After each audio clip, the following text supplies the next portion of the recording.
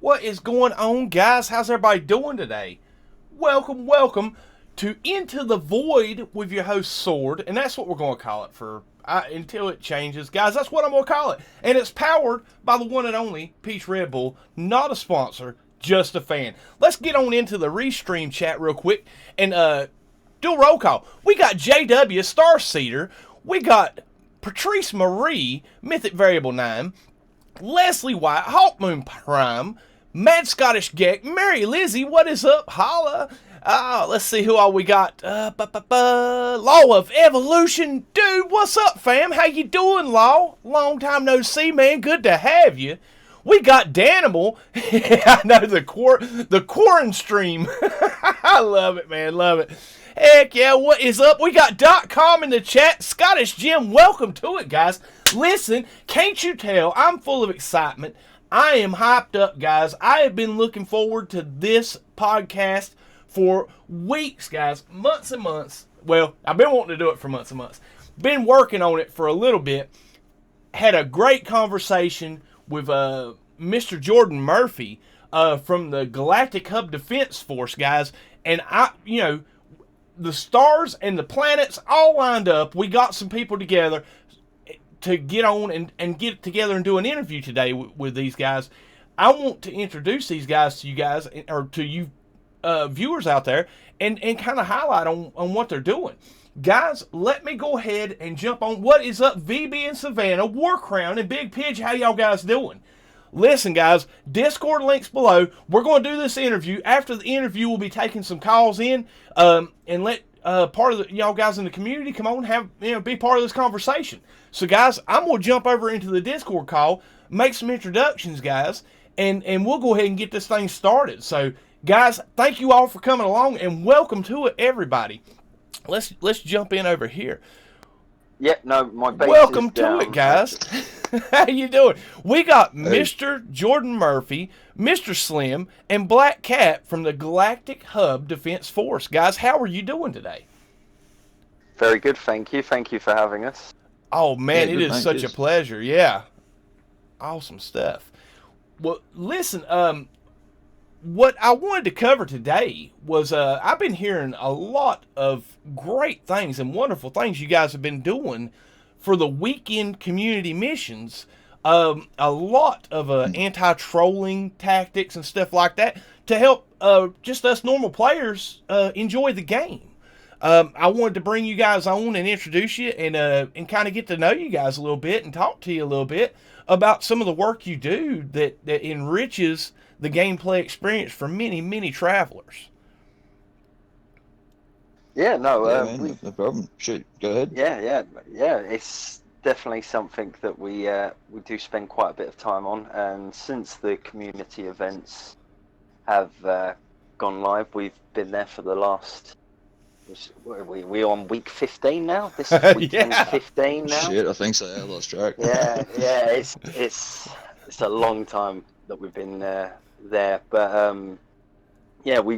our aim is to try and make sure that all players can participate in the community events. The community events are there for everyone, and the last thing we want is people trying to prevent others from being able to participate or to complete it. So we work on trying to make it as smooth as possible for all players.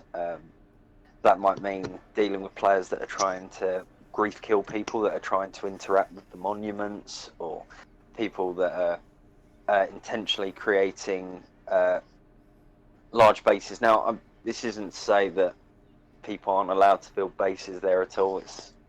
We're not against that or stopping that. Yeah, it's just it's the ones that when try and do it maliciously. Yeah. So people that try to block the monuments or the portals or build like ridiculously large structures, like it's different when it's a base that people have built like a farm to try and help people, but when it's a very large structure that is quite obviously there to try and induce lag, to make the area unplayable, it's about trying to deal with that. And if we can help players along the way with giving supplies and stuff like that, then yeah, we're all game for that. But it's just about making sure that everyone can enjoy the experience. Oh, I agree. I think probably probably one of the most unfortunate incidents that I would ever experienced in game, and it didn't happen to me. It happened to my buddy Game Mode. He was streaming, and he found this beautiful, lush planet, guys. Set up a farm there, and decided to share the portal coordinates to share his creation, and basically have some of his followers come and build bases there, or come visit his farm. And somebody dropped a base computer right by the portal and built a big box around the portal. And Fuck. you know, you come through the portal and you walk into a box and couldn't do nothing. And yeah, he ended up having to go find another planet. It was just really unfortunate. And I you know, stuff like that. People do things like that, you know, here and there, and you know, they do it to get their kicks or whatnot. But at the end of the day, they don't realize how much that impacts other players. And you know, I've been on this be kind to one another kick for a very long time, because what good is being evil? You know, as good as this community is, and as most outgoing as this community is, you know, I'm glad to see guys like you that come together to help protect us from some of this. Yeah, and it is unfortunate. I mean, I don't understand it myself. I can't imagine what pleasure you take from just watching the portal.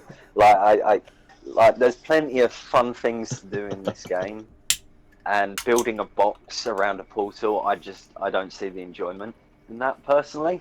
But you know, and don't get me wrong, like, I can understand, like, there are people that enjoy PvP, enjoy a little bit of anarchy, and I like that sort of style. And that's, you know, and there is a space in the community for absolutely everyone, you know, and that's it. We've got Star League for that too, you know what I mean? They want to get into PvP, do that. I mean, if they really want to go ahead and go war game style, I mean, could dedicate a system for that. Something, you know, like the systems for that, you know, just to make sure they fit in and go, not messing with people. That's the best way to put it, I guess. Yeah, well, I mean, your point with game mode as well, like, what, you know, that was intentionally, it was a malicious act to try and aimed at his community, and you just think, like, if you want to do that sort of thing, there are like-minded players that you can work with, you know, and there are people that you can do that with, you know, but to sit there and say that, it's funny, that's time and effort that people put into that. You know? I agree. And I can't getting back. understand. Yeah, and I can't understand. And do you know what, we get a lot of pushback. I do get a lot of pushback in regards to, you know, well, you know, you're stopping people from playing the way they want to play. And I'm like, no, I'm not stopping people from playing the way they want to play. But if people's idea is that, you know, they want to play this bad person or play this bad character that's, you know, then there's nothing to stop us from being the opposite to that. You know, there's nothing to stop us from stopping you. If you think your actions are okay and justified, I couldn't agree with you more on that. I'm like, if you want to come troll and hinder and attack people, don't get mad if you get trolled and attacked back by somebody willing to step up and stop you. I don't get that pushback. I don't understand it. I'm like, don't get me wrong. Most of my fans know I dabble in Fortnite on the other channel, and every now and again I'll get heated up when I get killed. You know, it's a reactionary thing. But at the end of the day, I'm playing a battle royale game. There's only going to be one person or one team surviving. That's the point of it. That's it. Every match there's like at least 96 people dying. Well, you know, and that's the thing. I think, like, with this game as well, I think the real difference is, like, this game is very much focused on the community and, you know, how we interact with each other, and you know, coming together and helping one another, isn't it? Yeah, and I think combat could be improved. I think combat could be a greater focus in certain areas, but I think I would speak for a good portion of the community that would much rather see PvE events than PvP. You know, because I think they need to be upgraded a lot. I think the game is a lot more about cooperation now than it is about fighting against one another, you know. And don't get me wrong, I think there is space for that. I think there's space for everything. They've both created this sandbox universe for us to play in. But I think some people try to bring their perceptions of other games into this game. Yeah.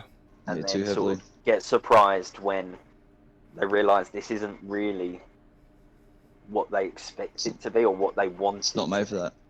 Exactly. It's an amazing game in the fact that you can turn it into something different. But like, for what it was when it started, and where it's come now, it's like incredible. But I mean, for people who want to get into there and do the bloodbath, I mean, there's GTA for that sort of stuff, Red Dead, you know, like. Yep. Yeah, I mean, I play GTA, I play Red Dead, and like, if I get killed or played in GTA or Red Dead, I'm like, yeah, that's part of the game. That's the experience of the game. Don't get me wrong. You can kill players in this game. You can do that, and that's absolutely fine. And I have no problem with combat. You know, but as for the trolls who want to do that, I dare them. You can't argue when there's you can't argue when there's someone that's gonna do the same back to you. You know, and that's what's good for the goose. That's where I sort of stand with that. Yeah, I agree. Excuse me 1 second. JC Hysteria, thank you for the $9.99 super chat donation, dude. Much appreciated. Guys, 07 JC Hysteria in the chat. Yeah, to get back to what we were... Oh, it's a good friend of ours. He's an awesome dude, man. He's an awesome dude, yeah. Really is. I mean, basically ever since the onset of Next, when PvP came to the game, you know, we've had organizations and hubs and groups of people that have got together to make a time and a place for the PvP. Yep. I mean, Cobra had his Thunderdome. The Free Delta Initiative had their battle arenas. I know the Galactic Hub, I didn't ever get to join in on any of those, but I think the Galactic Hub had some sort of battle arena, didn't they? Yeah, the Star League. So, yeah, we with the Star League, we've got PvP arenas. We've got Exocraft, that's the word. Sorry, yeah, the racetracks fucking. I've got ship races as well. It's like, I can't even think of the word, It's just like, we've got races for the, one of the races, actually, a few of them, I think, are built specifically so they can house both Exocraft and the ship races as well. So it's like, we're trying to encompass everything. I believe there's even what Kills built Visky Ball, or what it is, or something like that. Visky Ball, yeah, man. Heck yeah. That was freaking awesome, man. I was wondering what he was doing when he was building it. I'm like, how's that going to work? And then when he got done with it, I'm like, holy crap. It's cool. I mean, I'm over in the AGT of Zazis. I've got a chess set over there. Just it's trying to encompass everything for people, you know, like. You know, there's a space, there's a time and a place for everything. I mean, like, and I think it's sort of trying to respect the different communities and different civilizations that have sort of appeared in the community. You know, each civilization is vastly different from the other. You know, and you may have people that go, oh, you know, well, I don't agree with this. Well, that's fine. There's a community out there for you. Oh, I agree. That has the same views. Find the one that's right for you, and that's live for every pot. Another funny thing I always hear is like, oh, I really hate like the naming conventions the Galactic Hub has. Oh. I'm like, the hub tags are just shortened coordinates, so you can post your address without doing the full address. It's just like, you know, hub 1-10. Actually, you can look it up and find out the exact coordinates. Exactly. You know, from and that name, you can pull the portal address. Yeah. You can still name it whatever you want, and I hear people go, "Oh, I really dislike that. I'm going to go there and name a load of systems, something." And I'm like, so you're going to travel out of your way to go against the civilization's like culture? Like, I don't understand that. Like, if you don't like it, just don't go there. Like, I agree. Well, but the thing is, like, for the most part, the community is really welcoming. If you go into the Galactic Hub Discord or on the Reddit, there will always be people there to help you if you need it. You know, and I hear a lot of people go, oh, you know, but it's so large and like you can't really get involved in that. And I'm like, you can. I'm a day one player, you know, but I wasn't I wasn't part of the Galactic Hub Council until Atlas Rises. Oh, okay, cool. And from there, I sort of built up from there. And same for Slim. He's only recently joined the Galactic Hub Council. Look, there are opportunities. And, yeah, actually. It comes down to how much work are you willing to put in, because everyone puts in effort and work on it. You know, if you're willing to put effort and work in, you can get involved in these communities. There's nothing to stop you. It's just whether you're willing to put the time in, you know. And it's the same with your channel, you know. Like you get more out of it. The more work you put into your channel, the more viewers you get, the more support you get, the more of a community you get, because you put the time and the effort into building this up, you know. And it's the same. It enriches it, you know. Too. Yeah, you know. But if you expect to come in and go, well, what can I get out of this? Yeah, the answer is probably not a lot. Because, you know, it's what you want to put into it. Exactly, it pays dividends. I mean, I agree with you on so many points. What you just said. I mean, with the naming convention, you know, that's the Galactic Hub, a group of people that came together that wanted to do things a certain way. You know, I've been a very strong advocate for removing the upload all from the game. Xaine started up the Union of Allied Systems, and as soon as he started up that civilization, I came right over to be a member of that civilization, and we share the similar naming convention as you guys over at the Galactic Hub. And and to be fair, honestly, a lot of the issues we've had with the naming convention hasn't been any like basically maliciously based. It's just people that, hey, I want the extra 2,000 or 3,000 nanites and upload all. And don't realizing they had 30 different discoveries in that civilization that they uploaded the names. You know, I honestly, if they would either take away I think to fix the problem, if HG would just eliminate the upload all. Because if the ability to name a system, and I know people would disagree with me on this, and that's okay. We can be friends and differ on this. But the thing is, if you want the ability to name a system, you should go in and type in a name. If you want the upload and the credit for the upload, even if you click on it to upload it and it opens up the default name originally, just hit enter and upload the default. But it should be a one system at a time thing. I think even if the person that uploads a system should be able to rename it. I agree. I think that would probably be the simplest solution. Is just once you've no one else can rename it except the person that discovered it, you know. And I think that way at least a lot of these issues could be fixed. Because I think, as you said, a lot of the time I don't think it's malicious. I think a lot of the time it's just accidental. And I mean, we get a lot of that, and it's not the end of the world. It really isn't. Like, you don't lose sleep over a system not having hub tags, you know. Yeah. But it's something that would be relatively easy to sort if whoever named it could just do it. I've made mistakes, you know. There's probably at least half hub tags that are not correct or that are half done. To be honest, I think I've done I'm pretty sure I actually put one in the wrong section altogether. I think I spent the first 3 weeks of being in the UAS on Londinium and never went anywhere because I was letting John Hall and Dark Lord and Xaine name all the systems surrounding before I went out traveling. I was so afraid I was going to mess up. And then, in all fairness, when we relocated the hub last time, I think what we did was before we because obviously the Galactic Hub occupies 11 regions in space. So what we did was we named all of Hub 1, so at least there was a complete hub that you could find tags, like a template for them to go on, you know. So before it was opened up, we had the groundwork for it.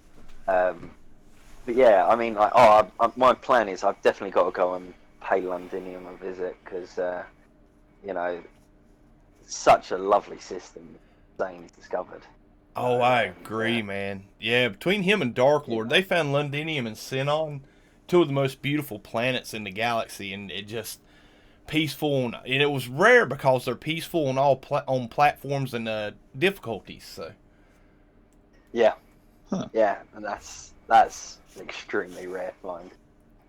But yeah, I've definitely got to go over there and visit at some point. How far is that from the hub anyway? I think it's Like, just a whereabouts? region or a few regions away, if I'm not mistaken. Yeah, it's not far. Oh, really? Yeah, it's very close. Right. So Damn. yeah, Yeah, I better definitely. pay as well.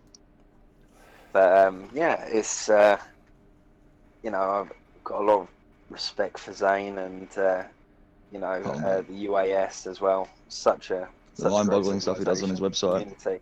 Oh my god, you know, the guy is He's a computer, guy's man. the genius. I feel like if I ever have any questions regarding anything, Xaine's usually one of my first ports of call. I'm like, yeah, do you reckon this is possible, or am I dreaming here a little bit? But you know, I remember because when he set up the new website, he sent me a link to see what I thought, and I was like, "It's fantastic," you know. Oh, like, yeah, really, man. You know the work he puts in, and yeah, again, it comes back to the work you put in. Oh know, yeah, and a big shout I know. out to the Golden Geck. He helped. Him and Xaine built that Golden website. Gate.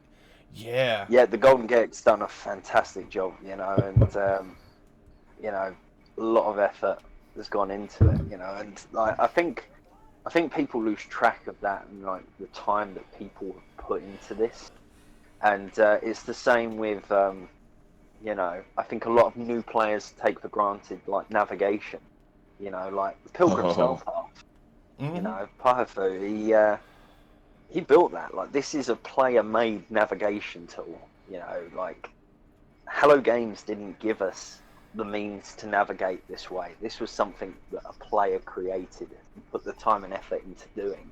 And I think that's something that's very special about this community as well, is that that we build it and we make things that enrich our experience, and you know, a huge amount of that we owe to a lot of the pioneers in the community that have done so much work. Like, the way I always describe what I do within the community is that I let a lot of, I try and help a lot of smarter people than myself do what they do unimpeded. That's the way I look at what I do. Awesome, man. Heck yeah. That is so cool, dude. Oh, man, there's Xaine. We said his name, and here he comes. He's in the chat, guys. What's up, Xaine? How you doing, buddy? And welcome, everybody that's came in. Welcome, guys. If you ping him, he will come. Oh, yeah. Well, he wasn't far. He wasn't far. Trust me. I was messaging him for the stream and let him know, hey, I'm going live early. Come on by. Yeah, I mean, you can delete all the nice stuff I said, right? Like, you know, I don't. It's out there, man. It's out there, man. We're live, baby. This stuff, it goes out as soon as you say it. No, man. Xaine, I'm gonna tell you what. I couldn't ask for a better friend. That guy is. I'm telling you, dude. If he was wise as everybody makes him out to be, he would have ignored my very first message and never give me the time of day, because trust me, guys, Xaine will tell you, it's like he'll get this message all hours of the day. Hey, bro, you got a minute? And he knows as soon as he sees that message, either it's going to be a 2.5 hour phone call, or I'm going to need him to help me walk through something on this PC. And honestly, I mean, that's the thing. The guy has so much time for everyone. Yeah, you know? Like, I couldn't put any more praise onto the guy, because like it's just, you know, someone that I respect completely and utterly. And yeah, man. I've always got time for Xaine, you know, because he's like the go-to guru guy for the like. He is. He's like the wise sage sitting in the corner, just sort of like, I'm serious, man. It's a testament to his character, man. He does so much for the community and asks so little. Yeah. And you know, I think when all's said and done, and we move on to the next 2 or 3 different platforms of gaming, and stuff gets so much more advanced that No Man's Sky falls by the wayside. I'm gonna say that's a legacy that Xaine's gonna leave with everybody, is the work he's done. And that, on that note, I also want to mention that's the legacy you guys with the Galactic Hub Defense Force is leaving in this community. Is you're going to be, even though you don't, not doing it for the recognition, you're not doing it, you're just doing it out of a good nature and a good heart. That's the legacy you leave, you know, and that's honestly, that's what makes it so worthwhile for people, and that's what makes it such a passion for people to do things in this community, whether it's being the base building, whether it's being the ship discoveries or the mechanics or the mathematics of the game, or just being an old Southern guy that puts a YouTube channel out. You know, you have a passion for doing things, and you know, when you're passionate about something, you're going to get people with the same passion that come together and want to be a part of it. Well, that's greatly appreciated. That's right. Thank you. And Yeah, man, totally. So it's good to help them. Like, it's a pleasure to be a part of this community, and that's the truth about it. I feel like we're fortunate every day to get to interact with players all around the world. That yeah, you know, yeah, man. Considering we're like, you know, from a game where you could never see them. Yeah, like we've come a long way. The game's come a long way, and we owe a lot to fellow games on how they continue to support it. And Sean Murray needs to give me a game of chess. God damn it! You and that chess, I swear, like, Yeah, mate, I'm not gonna stop, giant chessboard and in game. Oh Whoever man, created that I kept harassing him, and he wouldn't answer. But he gave us the photon. Oh, I kept harassing him for the photonic score back. I never got it, but then he goes, he sort of like screws me. He's like, "Hi, I'll give you one up instead." He gives us like the photonic score split in two. Like, you didn't even call it a photonic score either. Couldn't even give me that. I'm gonna tell you what, guys. He wins this round. I'm gonna tell you what. I've come to learn for a very, very long time ago that Sean Murray is the biggest YouTube troller out there. I swear, guys. This honestly, this is the funniest thing I've ever seen the man do. I remember the time before Beyond, before Beyond. Okay, we was in between Next and Beyond, and it'd been almost a year since the update, and all these creators, man, there was a lot of people going to dark places like, man, there's no content, there's no news, we need something. Sean, tell us something, do something, we need something. And Sean Murray comes out like a week later with a little snippet of a patch note saying that if a fauna gets scared, it won't poop.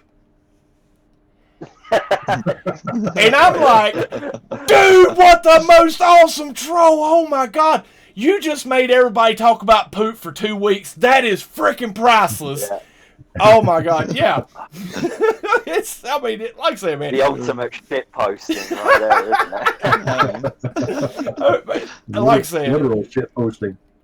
It's the most hilarious thing I ever seen. And that kind of mentality and humor and the things he does with Twitter and in the game, I mean, you can't help but to know and understand the passion he has for this community and for this game.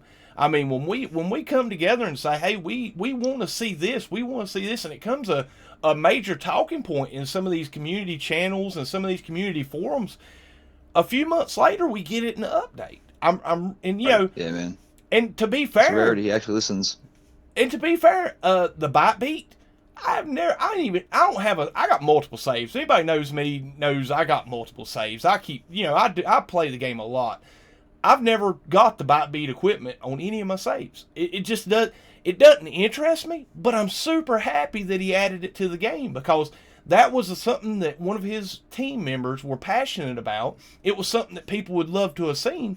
And honestly, it's inspired the creativity of this community with that new technology. Right. And that's the thing. I'm the same. I'm not hugely into the Black Beat. I think it's a fantastic addition. I'm amazed that they did it and they managed to make it work within this game. you know, and I'm glad to see what other people have done, you know, with it, and I love hearing what Boondog, people it did created. a good one. Oh, Boondog's fantastic. Yeah, mate. Boondog's one appears in the GHDF HQ, the Oh, Oculus, and so I'd put it out to the GHDF to see if anyone could come up with a tune to, and I didn't tell them what for, just to see if anyone could come up with one, and so then I featured it in the HQ, which you know, absolutely phenomenal. You know, and it is amazing. It's amazing to see what they've created and what they've done with it, and I'm glad it's there. Not every feature is going to be something that every player is passionate about, but I like the fact that it's there because someone wanted to do it, you know, and I'm sure plenty of people are going to use it and have a lot of time for it, and I'm looking forward to seeing other things that they come up with, you know. There's plenty of features that I'm sure people go, oh no, I don't want that. But if there are players that do, it doesn't take anything away from the game by having it there. Exactly. And, exactly. You know, yeah, I'm amazed, and I'm amazed to see where this game goes a year from now. You know, because you'd have thought after some of these updates, you thought, oh, you know, this is probably the end. And like with the Living Ship update, you thought, oh, you know, maybe we're at the end of these big updates. But even Sean was quoted in an interview saying, oh no, we're still going to have bigger updates. It's just we want to have some smaller updates in between, which is phenomenal. You know, the idea of not waiting as long for a big update, like we've got stuff to pad it out in the meantime, so that when the big update comes, you've not waited 6 months for it. So yeah, Again, looking after the community, you know, it's good. Yeah, it's, you know, I know so much we fiend I've got for so it. much respect. Yeah, you know, I've got so much respect for Hello Games and what they've done, and the community as well for sticking with the game. You know, it's definitely something. You know, there's not. Half of the fun about this game is being able to see some of the creations that people come up with. Even if you don't use the Byte Beat, just seeing a YouTube link to somebody's base that's incorporated into a light show is just amazing. Oh yeah, That's it. Oh, I agree. I think probably one of the most plus space discos, guys. Space discos. I think probably one of the coolest things I ever experienced in game was, you know, when you're part of civilization, you used to run across bases in a region. You know, you used to run across warping into a system and see a discovered system and bases being there. I was out wandering the galaxy one day, and it was somebody I knew from the Amino Hub. And I mean, this is out in the middle of nowhere, no civilized territory. And I warped into a system, and I seen a base computer. It had the default name. I didn't notice anybody had discovered it or uploaded it, but I flew down to check out this base, and it happened to be his base. And it was just a cool little, I mean, it wasn't nothing fancy. It wasn't awesome. No huge farm. It was just, he had built a base on the side of a mountain overlooking a really beautiful vista. And I'm like, this is so cool, you know. That is. Because, like, you think back to, like, you know, originally it was, like, so lonely, you know, and then you finding that, you know, I mean, it's just, like, it's a bit of extra realism. It's just like, hey, you know, he's been here, like, someone's been past here before, like, I mean, it's sort of like Old West style, like, you know, maybe not trodden very often, but it's just, you know, it just gives you that added sense of not being alone. It's just, you know, more than one in the universe, you know. There's a way it says it makes sense. I don't know. Yeah, no, I agree.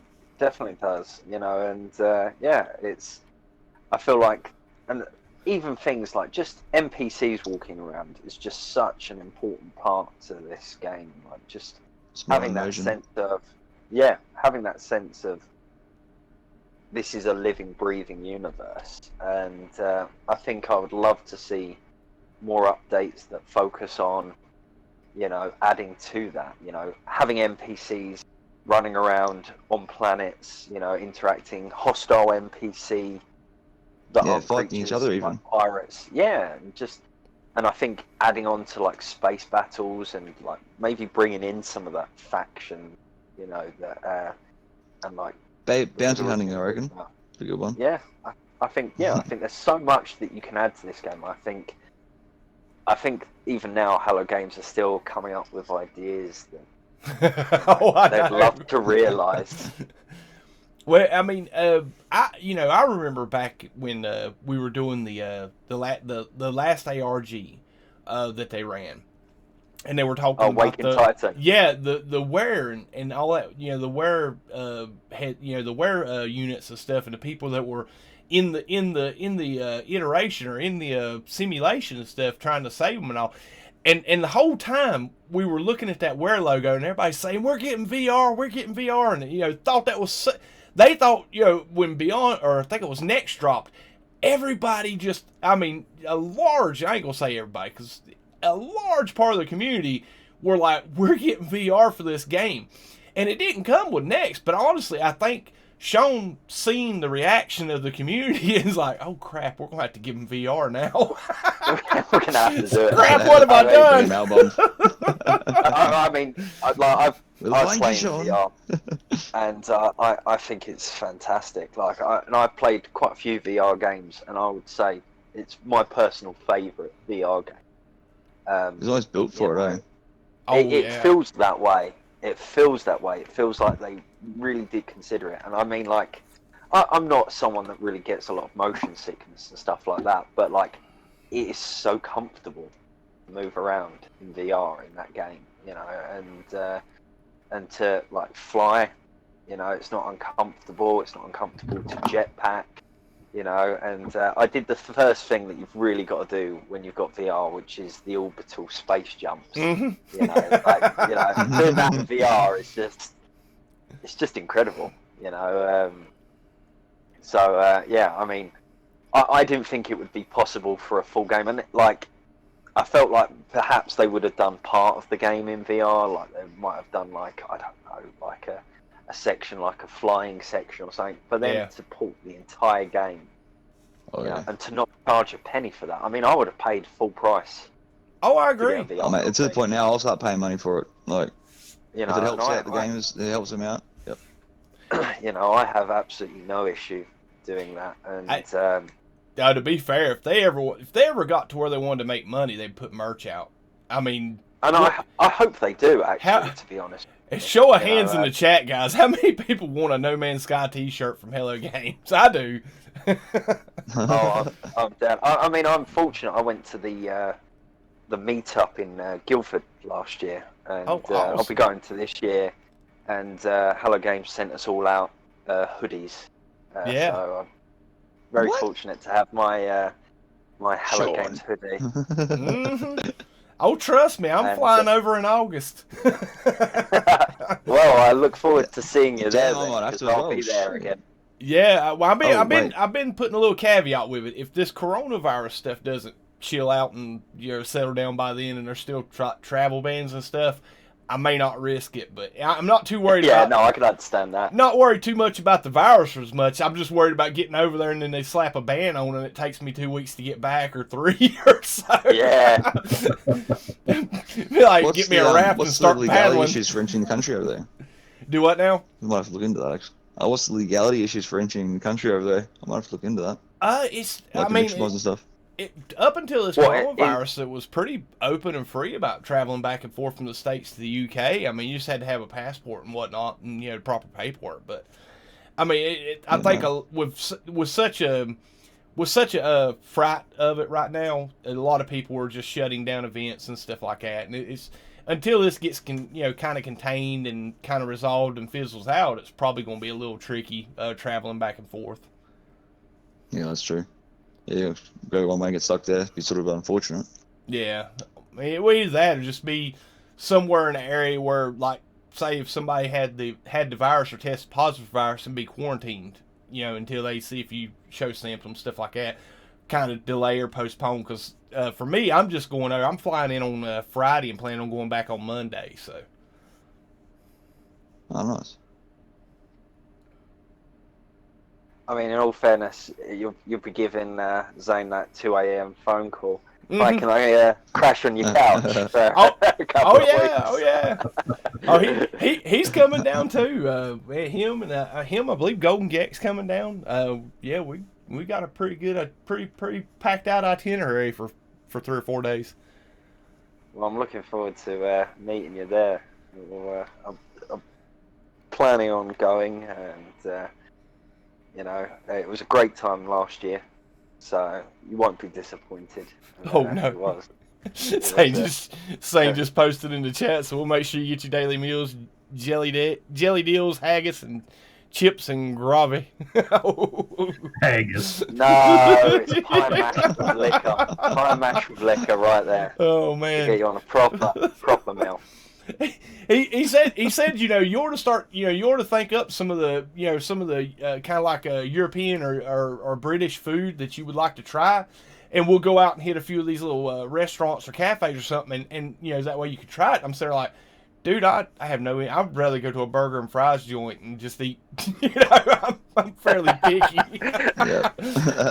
I'm not adventurous when it comes to eating.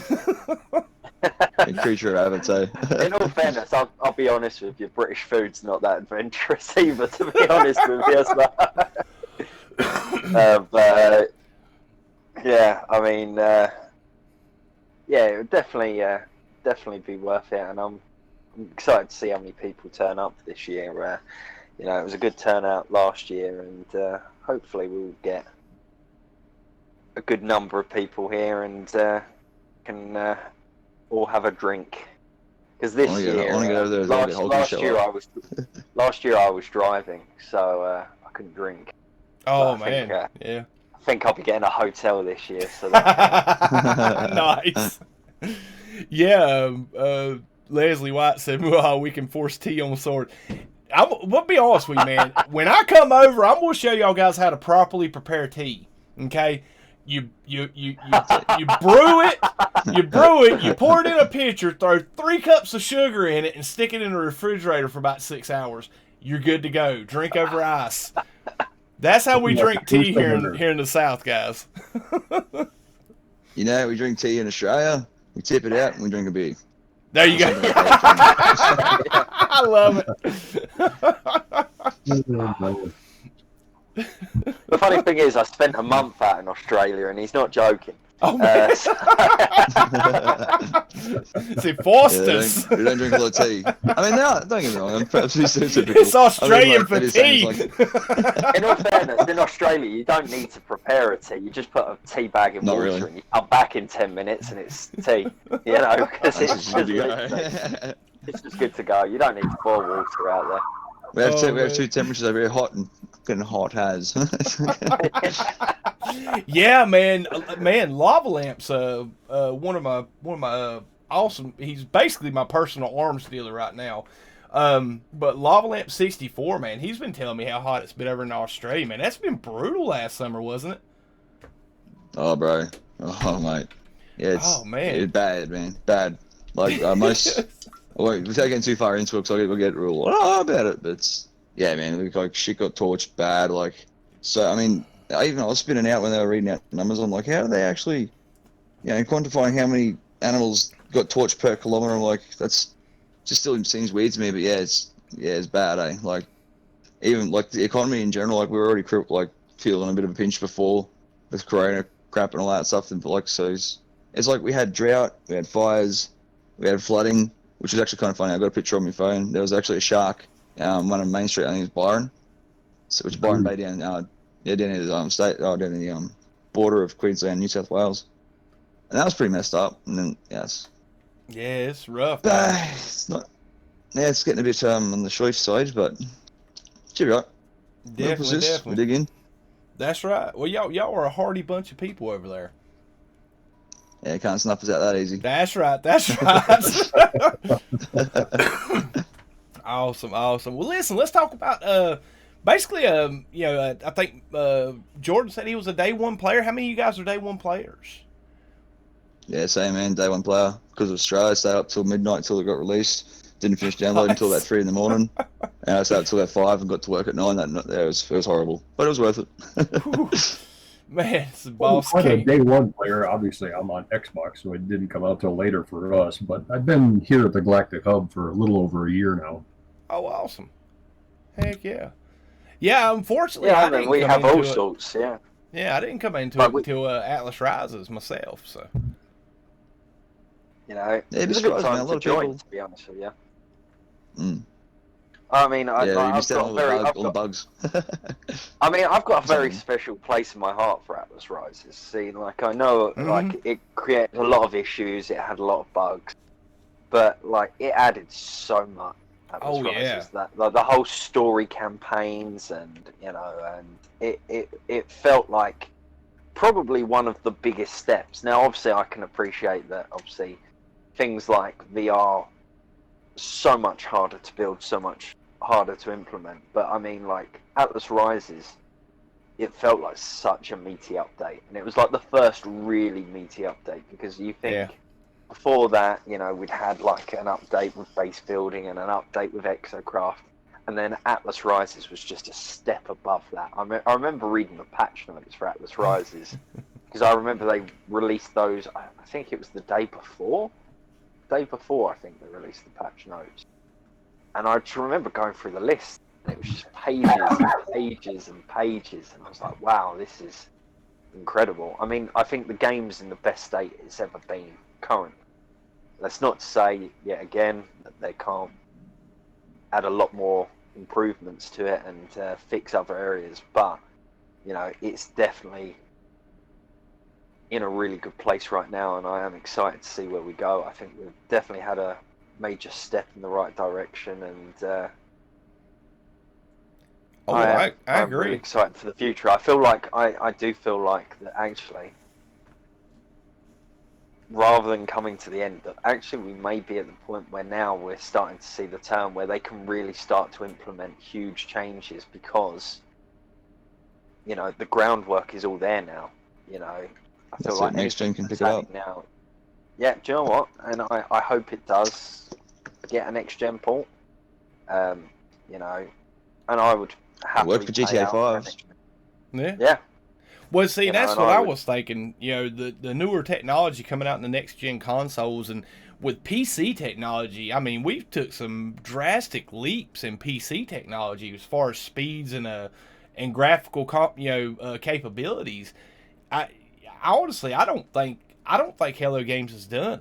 I think we might be coming to an end of an era, but it's going to be kind of like the end of the beginning for them guys. You know, where they The real question I would like to ask you all, actually, speaking about that, is what happens with this next gen? Do you guys see the current iterations carrying on, or does Hello Games move on? Because if they're going to be adding features that are specific to next gen, like they're going to be fragmenting their player base in that way. Because obviously, if you've got this is available in this console, but it's not available on this console, do they then stop supporting older consoles, or do they carry on supporting it? Is there going to be a holdback because of like current gen versus next gen? Depends like, on the new technology, I think, hey? You know, or do you reckon they just go, right, well, we'll just make the game run better? To be fair, with Hello Games, Because I don't know. I don't know what the right way is, because I feel like Hello Games' approach is we That's an support impression. everything and we carry on. Mm-hmm. But All, I'm quite happy to turn around and go, like, you know, we'll get to a point and go, right, that's as far as we can come with the current generation of consoles. If you want to carry on further, I would think with the size of Hello Games being a small indie studio, I don't see a massive port to where you can bring your current generation saves over to the new platform.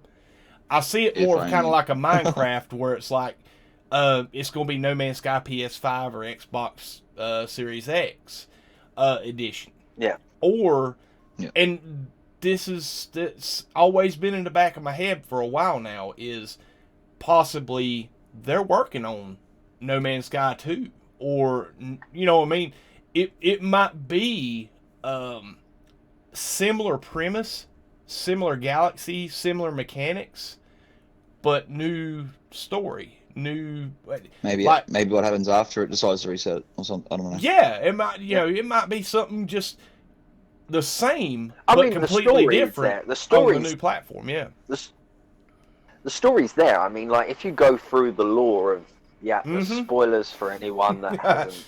Oh, this is the done Sword that. stream. Don't I worry mean- about spoilers. Trust me. They I know was not to gonna say, tune in if they're worried. I mean, like, in all fairness, we are now talking about a 4-year-old game, so Yeah. I think at that point, To be fair though, I only just finished it like maybe when did you make me finish it? Like 3 months ago? yeah, I actually made Slim finish it. I found it disgraceful that you haven't finished it. And I'm like, no, he's going to go and finish it. But I'm like, fine, I'll go to the Atlas if you stations. go on the space stations with Starseed, it's Remembrance. Sorry, Remembrance. If you go onto the space station and you follow all the things about the Atlas and its creation and like the death of the Atlas, which it knows is coming. You know, it talks about the fact that the Atlas itself is obviously a machine that this is all being simulated on, or is the program as part of this machine, and that they had built, whoever built the Atlas had built a new version, and it had been updated. Oh, yeah. So the story's there for them to have No Man's Sky 2 in the new universe, new simulation. Oh, I agree. I mean, they got in. I mean, the scope of the possibilities that they have will warp your brain. I mean, it really does.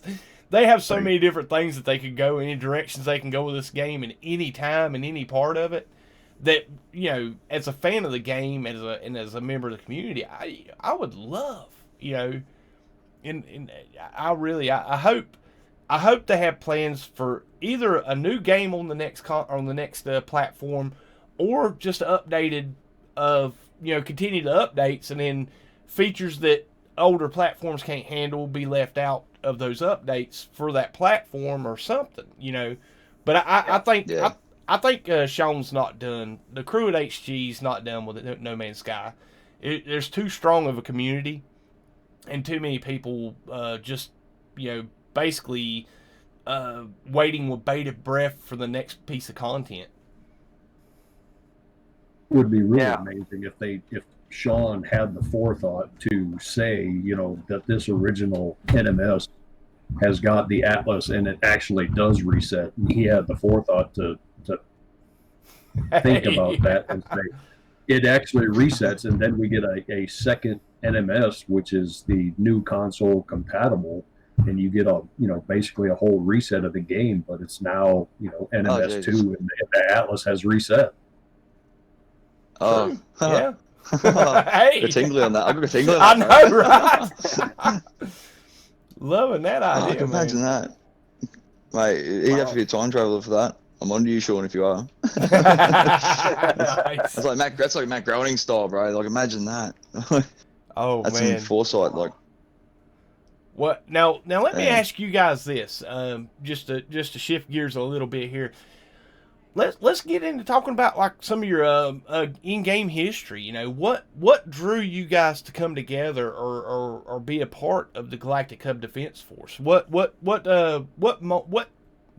it that inspired you to become part of the Defense Force and take part in this wonderful organization? I'll let you guys answer first, because I know. Kat, you want to go first, bro? Shoot, about 400 hours into the game, I had, you know, traveled to Eisentown, was stuck there in that galaxy, and that's when I learned about the Galactic Hub and figured out a way to, I actually had to start a new save, came back to Euclid and traveled to the Galactic Hub and became a part of the community. And a shout out to Old School. He noticed I was spending a lot of time in Discord and spending a lot of time on the Reddit, and became a member of the community. And ever since then, you know, this is where I've been. This is home to me. I felt like, you know, met a lot of good people and friends online, and man, it's just a great community to be a part of, and which naturally led to being a part of the Galactic Hub Defense Force. And man, from there it's just continued to grow and being, you know. I just want to jump in a sec, Black, and just ask a quick question. Like, How's your connection? Because it kind of sounds like you're possessed by Lucifer. I just wanted to make sure everything was okay on your end. And, I'm just using my headset plugged into my PC. I guess I probably could go on my phone and get a little bit better connection. Oh, that's all right. I'm just messing with do you. me one favor, Blake. Do me one fact, though. Who used to say, "I'll eat your soul"? I'll eat your Please. soul. Yeah. Excellent. Thank you. Oh man. Brilliant. Love it. Oh man, that's gonna get clipped, guys. Y'all gonna see that up on Twitter here in a little bit. That's gonna end up as a gift somewhere. Yeah. Oh, that's awesome. Oh man. Oh man, Mr. Slim, why don't you tell us a little bit about your history with the Galactic Hub Defense Force and what drew you to be a part of it? Well, mate, to be perfectly 100% honest, when I first got the game, it was to be a pirate. I was going to be one of them people that you would not. But and then along the way, I was just like, yeah, almost. Along the way, though, I was just like, I don't know. It's like by the time I got to the hub, you know, like views had changed. I was like, wow, this is kind of different, you know. And I can't remember who. I think it was I got the video on the hard drive somewhere, like the first time I actually met someone at the hub, and it was not long after that, and I was just like, you know, it's awesome. And actually, funny enough too. Back then, because the old system thing naming was like, you know, whichever one you get like one base per system. The guy's planet or system I actually accidentally saved over turned out to be that Banjo Kid troll that we actually now deal with at A or Plus or way back anyway. So it's funny enough, but yeah, it's community, bro. Like when I first heard about the whole hub thing, I'm like, wow, there's been other people playing this game, because the whole time I played it, man, I thought, yeah, sweet, big old multiplayer. Spent I can't remember how many hours, but only seeing like one system to like found by someone else. So even that was just like a little glimmer of hope, like, oh, there's other people here. But yeah, you kick in, you get to the hub, and you finally get there, and you like see all these other farms and people around. You feel the community sense, you know. It sort of draws in the people that want to sit on the fringe, and well, for me it did anyway. Like I was happy to sit on the fringe and just sort of do your own thing, but nah, man. No, once you get over here and you see what it's all about, and you see all the people around, they're good, man. It's like, yeah, that's what drove you to it, and that's the same reason for the Defense Force, man. Like, defend what you love, bro. You see what people are doing, and you're like, yeah, there's other games you can do that in, and they take pride in like harassing these people and giving them hell, man. That's like, so we do what we can. I mean, it was a lot more Wild West back when X first came out, because it's like there was no protection, you know what I mean? So I was like, yeah. I mean, that was a big part of it as well. You've seen how bad it was, and it was, that was when it's like more of a, even for me then it's like, hey, this is more of a video game effort now. It's more of you're putting in effort in real life to like, get on Reddit, like help people if they're hitting you up, to like, to go the other way messaging you. So yeah, I think, before I keep dribbling on. I think talking about when Next dropped and you did have back for Hello Games added in to shut off the damage from other players. I think that was probably one of the biggest arguments me and my partner at the time, or co-host at the time, Simtex, got into ever on air. Was we were talking about people going and killing permadeath players, and man, I was so against it. I was like, listen, people play permadeath, and if you're out there now normal mode where the guy can go grab his grave, get all his stuff, no harm, no foul. Yeah, it sucks. It's a troll, but at the end of the day, you got all your stuff back. There's no consequences. Exactly, yeah. But to zero out a multiple hour or multiple 100-hour save just to troll somebody, I thought I really I had a problem with that, and I really spoke up about it a lot, and probably not to my benefit, but yeah, we were live one night. Me and him got in a big old argument about that one, but because he kind of took the take, well, you should have freedom to do whatever you want. But my thing is, freedom at the price of other people's freedom. Yeah, exactly. Freedom at the cost of other people's freedom is not freedom. That's trolling. And it's human nature. Oh, sound like his mic cut out a second. Yeah. Dick, you know, and it's Yeah, not. And it's. I'm not saying that. Yet again, I have no issue with PvP. I have no issue with that. But you know, time and a place. Exactly. You know, Exactly. And like, I feel like it comes down to the same argument with RP. Like, I have no issue, absolutely none, with RP. If people want to role play, that's absolutely fine. That's more power to them. You know, but if you want to include other people in your role play, then make sure they're on board with it. Oh yeah, it ought to be consensual. Yeah, make sure they're happy with it. You know, and because I get it all the time. I get people go, oh yeah, but what you guys do is RP. Yeah, there's RP light elements, but it's not. I'm not playing a character, you know. So when I'm me, my name's Jordan. I'm not playing someone else, you know. This is me. What the GHDF mine's just one name backwards. Yeah, it is just. In regards to this, it's got a practical purpose. The GHDF, and everything that the Galactic Hub does has a practical purpose. You know, we're not running around saying to people, "Oh, you're under arrest." You know, like you always get that. You're space cops. It's like no, we deal with it with what's possible within game. Well, and in y'all's defense, it's not like y'all are policing the entire galaxy. You're policing the hub. No.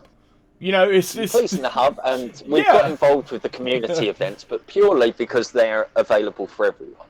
Yeah. You know, and I've had that backlash of, you know, well, it's not your place to, you know, get involved on the community events, and it comes down to the same argument, which is the community events are for everyone. So, you know, if people feel like they can hunt down players that are trying to complete the event, why can't we get involved to stop them doing that? It's the same argument. We're going to come back to the same argument. Turnabout's fair play, guys. Turnabout's fair play. If you've got a right to be a troll, I've got a right to be the antithesis of that. You know? That's exactly right. You know, and it's, I mean, I believe players should be able to play the way they want, but do it fairly. And like, if you want to role play, by all means, do role play. Some people have fantastic role play.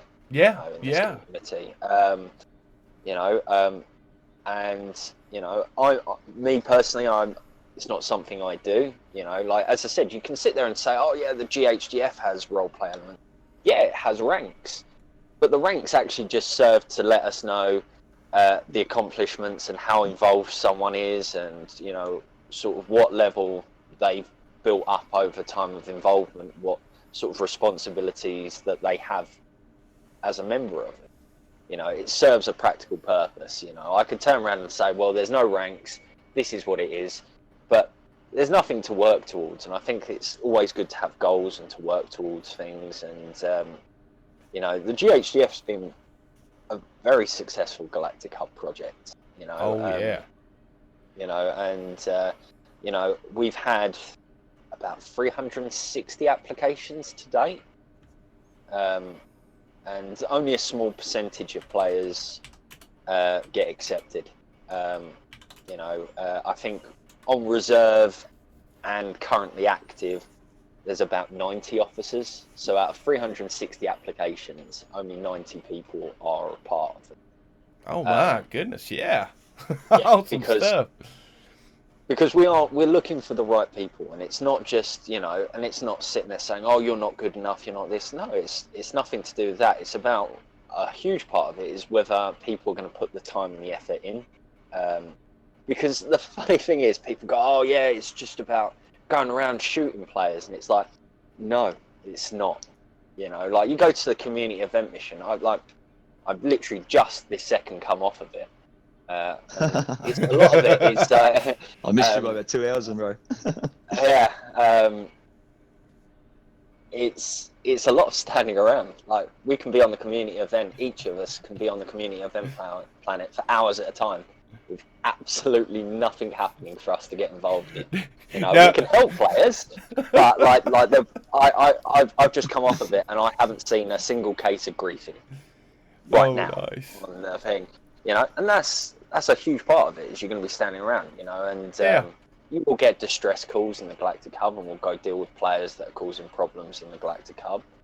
But you're looking for players that have got the right mindset, that have got good judgment, you know, people that are there and understand that they're there to serve the community as opposed to rule over it. Exactly. And it's not a case. Yeah, it's not. We're not there to say you can't do this. You know, we're there. People say it's like oppressive, but it's no. You know, I agree. You know, and it is. A lot of it is as well. You know, we do get people that try to apply that are hostile players because they want to get information. You know, so I do a lot of background checks on accounts and applications. You know, funnily enough, it's one of those things that when I go through an application, and I updated our wiki to mention this, that, you know, if you're relatively new to the community, don't be surprised to get a no. A lot of people don't get accepted on their first application. A lot of it is to do with, obviously, we need to know that, one, you're going to carry on and get involved, but two, like, if you've got an account that's like 2 days old, you've had no involvement in the community, it becomes a lot harder for us to be able to trust the motives and, you know, that you are actually a genuine player. It flags up straight away, you know, and then some of them are really good. I'll give them credit, you know, and they put in a lot of detail into trying to get in. But, you know, if they genuinely have a history, I'll find it. If they've got a history in the community, I will find it. You know, and we want it to be a positive thing within the community, and we don't want to bring on people that are going to potentially cause problems with other communities, with other civilizations. You know, it's not something we stand for, and we will deal with quite harshly if we have to. You know, it's very rare. I don't often have to remove members of the GHDF. It doesn't happen very often. But, you know, we will if we have to, you know, and like Slim, like we obviously have Slim and Black Cat help run different consoles. So Black does a lot with the Xbox, Slim with PS4. We have our RD Allegan on PC. Kibbles is sort of around helping out on PC and PS4 because he plays both. Yep. You know, so we have people. He's like Godfather. Yeah. So we do deal with a lot of that. You know, and it is a positive thing, and we do try and maintain that. You know, and make sure that we're bringing the right people on to continue that. You know. And my whole belief is trying to make the GHDF as self-sufficient as possible, you know, so that if I got hit by a bus tomorrow, hopefully I don't. Let's hope not. But if I get hit by right now, Jordan. if I get hit by a bus tomorrow, that it would run and it would carry on running without me absolutely fine, you know, so that we are constantly building people up and giving people the opportunities to get more involved and rank up and, you know, get more of a say. You know, everyone has a say, but it's a case of making sure that people, you know, someone that's been a part of the GHDF for a year and, you know, has put in the time, the effort, you know, we know like they've had progress and that they've, you know, earned it. Like we're watching, you know. We're not just sitting there like, oh, it's doing this tonight. Like, take note. It's like, yeah. Awesome. Well, let me take 1 second, and I know it's been a few minutes. I want to give a big shout out and a thank you to Procedural Traveler for the £5 donation, buddy. He said, great show. Can't stay, but I wanted to drop this. Guys, definitely, if you haven't checked out Procedural Traveler, guys, I think KJ is going to have a link in the chat here soon, maybe. KJ's the awesome moderator, guys. Big round of applause for KJ. She's awesome. Keeps the stream running smooth. She's like the Sword stream defense force in one character. I wouldn't be able to do this without her, and it's like basically I appreciate her and I appreciate you guys and how you guys perform and the roles y'all have taken in this community is we couldn't be doing these community events. We couldn't. I mean, don't get me wrong. How many of us, some of us are older fellas like myself. How many of us have gotten to a game and tried to get involved in a community and it was just so toxic, so negative, so, blah, that it turned us completely away from the game and we miss opportunities of playing a extremely well-built game because the community was so awful.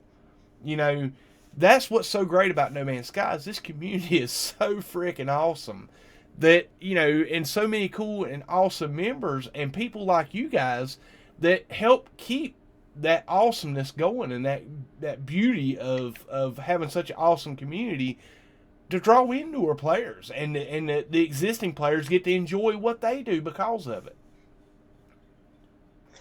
Yeah, I mean, it's a pleasure doing what we do.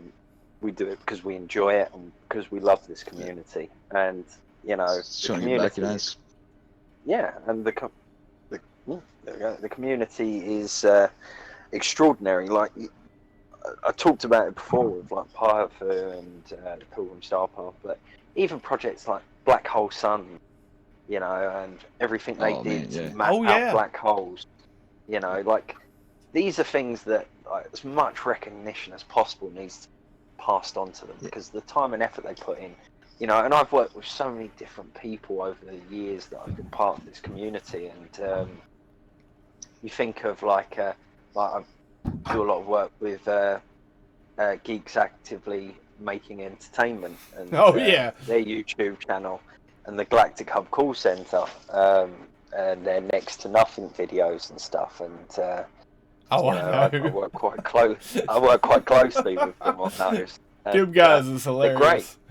Oh yeah. And if you've ever watched the Galactic Hub call center, yes. I voiced Frank. So nice. I always do a little cameo every now and again, and I've wrote a couple of episodes for them as well. Nice. Well, I remember reading the first script, and they're like, "Oh, can you do a voice for this character?" And I was just like, "Yeah, no, I'll go for it." I remember the first page, and just, "Thank you for calling the Galactic Hub call center. My name is Frank." I was just like, "Yeah," and I had a bit of fun with it. I did quite a few versions of Frank, and I was trying. It was like, can you say it one more time for me, please? Oh man, I feel like you're recording this. I'm changing the thumbnail now, guys. It's gonna be an interview with Frank from the Galactic Hub call center. Wait, where is it? Thank you for calling the Galactic Hub call center. My name is Frank. How may I assist you today? It's just that really cheery, just the absolute. Sorry, that's why I should wake her up.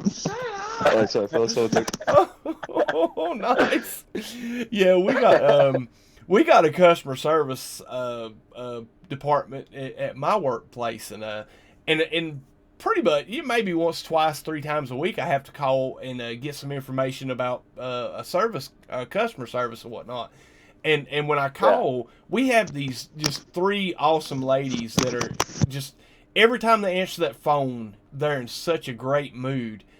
And I'm like, come on, you know who you work for. How can you be in that good a mood? And oh, hey, how you doing today? So they know who I am just because I pick on them about being such good moods. But yeah, that's priceless, man. Just coming in with such a chipper attitude. Oh yeah, it is good fun, and but that's what I mean. There's just so many parts of the community, and like most people don't even realise like how many civilizations there are, and and obviously you've got like the United Federation of Travelers, so that's like that partnership with multiple civilizations, and then you've got other groups like UN 42 and Cafe with Lily, and then you've got obviously the Underworld and their subgroups, and there's just so many different groups and ways for people to get involved, you know. And as I said, if you find a community and you don't feel comfortable in that community, there's plenty of others, you know. Oh yeah. You know, and there's so many great people, and they're doing so many great things. Like, it always amazes me when people come up with new projects and they want to discuss them, and you know, and I talk through a lot of projects with people, and you know, I've had discussions with people, and they'll go, "Oh, we're planning on doing this," and I'll say, "Yeah, I think that's a really great idea," or I don't see it personally for myself, but by all means, give it a go, see how it goes. You know, see if you can find other people that are like-minded in it. You know, with the Galactic Hub, we get a lot of people that want to work with us on projects. Not every project is for us, you know, and that's what I always say to them. Like, some projects may not necessarily be something that we're particularly interested in. However, that's not to say it's a bad idea. It's just, you know, you might find a better partner somewhere else. Yeah. And yeah, it is like there is literally something for everyone in this community, and I love to see it grow, and I love to see what people bring to it. You know, and I am constantly amazed by it. You know, I really like you never know what you're going to expect. You know, you've got civilizations that are Star Wars based. You've got all sorts. You know, like that's the You got the dude that made the Super Mario level. Oh yeah, Yeah. You know, and like things people awesome. build in game, like the builders as well. You know, you've got the Pan-Galactic Yeah. Builders Federation. You know, and there's so many different groups that are all focused on different things. You know, and it's just amazing to see how far we've come and where we'll go. Now, I feel like I'm repeating myself, but Oh no, it is. you can't say it enough though. I mean, You know? yeah. I mean, literally, guys, there's not a week that goes by that I don't see something on YouTube, something in one of the Discord chats, something in one of the Reddit or Twitter that I'm just not taken back and astonished with people's creativity and motivation in this game. And it's like, this game's 4 years old, guys. This game's 4 years old. Not many games have made it 4 years and is still kicking and going strong. I mean, you got anomalous games that have just been constantly touched and updated, like your Fortnites and like your Call of Duties and like your Minecrafts, that's either had new games in that genre open or updates, just continual updates and continual community event stuff that goes on. But No Man's Sky is definitely a true gem in the rough, or diamond. I mean, yeah, the game constantly evolves and it becomes very different, and it has become very different to what it was originally. And you know, it's quite niche. It's a very large niche, you know. Yeah. Yeah. You know, because I think, like many of us, and for me especially, this was a game I always dreamed about. I remember like playing the original Star Wars Battlefront games and like participating in like the space battles and going, oh, I'd love to be able to just like land on that planet and like have a space battle above the planet or on the planet. I thought, oh, you know, we're years away from ever getting something like that, you know. And when I remember watching the Game Awards when the trailer for No Man's Sky first launched, and I was like, that is the most amazing looking game. It's the game of my dreams. There is no way it will come on PlayStation. I mean, I've been a PlayStation gamer since the original PlayStation, so you know, I was like, yeah, I'm not going to get a chance to play this. And then when it was announced as coming to PlayStation, I was like, well, I'm sold. Like, all they had to do to get me was to be able to explore a planet, get in my ship, fly into space, land on another planet without a loading screen, and they'd won me. And they did that. So when like the backlash was coming, I was like, hey, I don't care. They did what I wanted them to do. That was what I wanted. That was what I took away from the trailers, was me being able to do that. You know, and so now seeing them add things back in and add new things, it excites me because I'm like, I've always loved this game. You know, and I've put more hours into this game than I've probably put into any other game. Yeah, likewise. You know, it Actually, how many hours it's have you up to, Jordan, anyway? fun. Sorry to interrupt. How many hours are you up to anyway on this? If you How look many back hours? on some of the competitions Yeah, total. that they've had, like the Black Hole I'm Suns curious. contest. Oh, I last don't know year, the actually. Black Hole. I think my save is about 1,300, but because I've spent so many time doing reloads for freighters and ships, I would say I'm probably about 1,800 hours into the game. Yeah. You know, I'm nowhere near some of the other people. I know there are people with like 5,000 hour saves, and I know like 710s on like well over 3, coming up 4. Good lord. You know, like there are people that have got huge saves, but yeah, I mean, like I was unfortunate. My current freighter alone took me 300 reloads and space battles to get before the new technique. You know, the new technique where you Might I get add. someone to land on it and you reload. Oh, I know. This was back when you had to manually do it. So you'd have to reload, warp in, do the space battle, land, see if it was an S-class. It took over 300, I counted.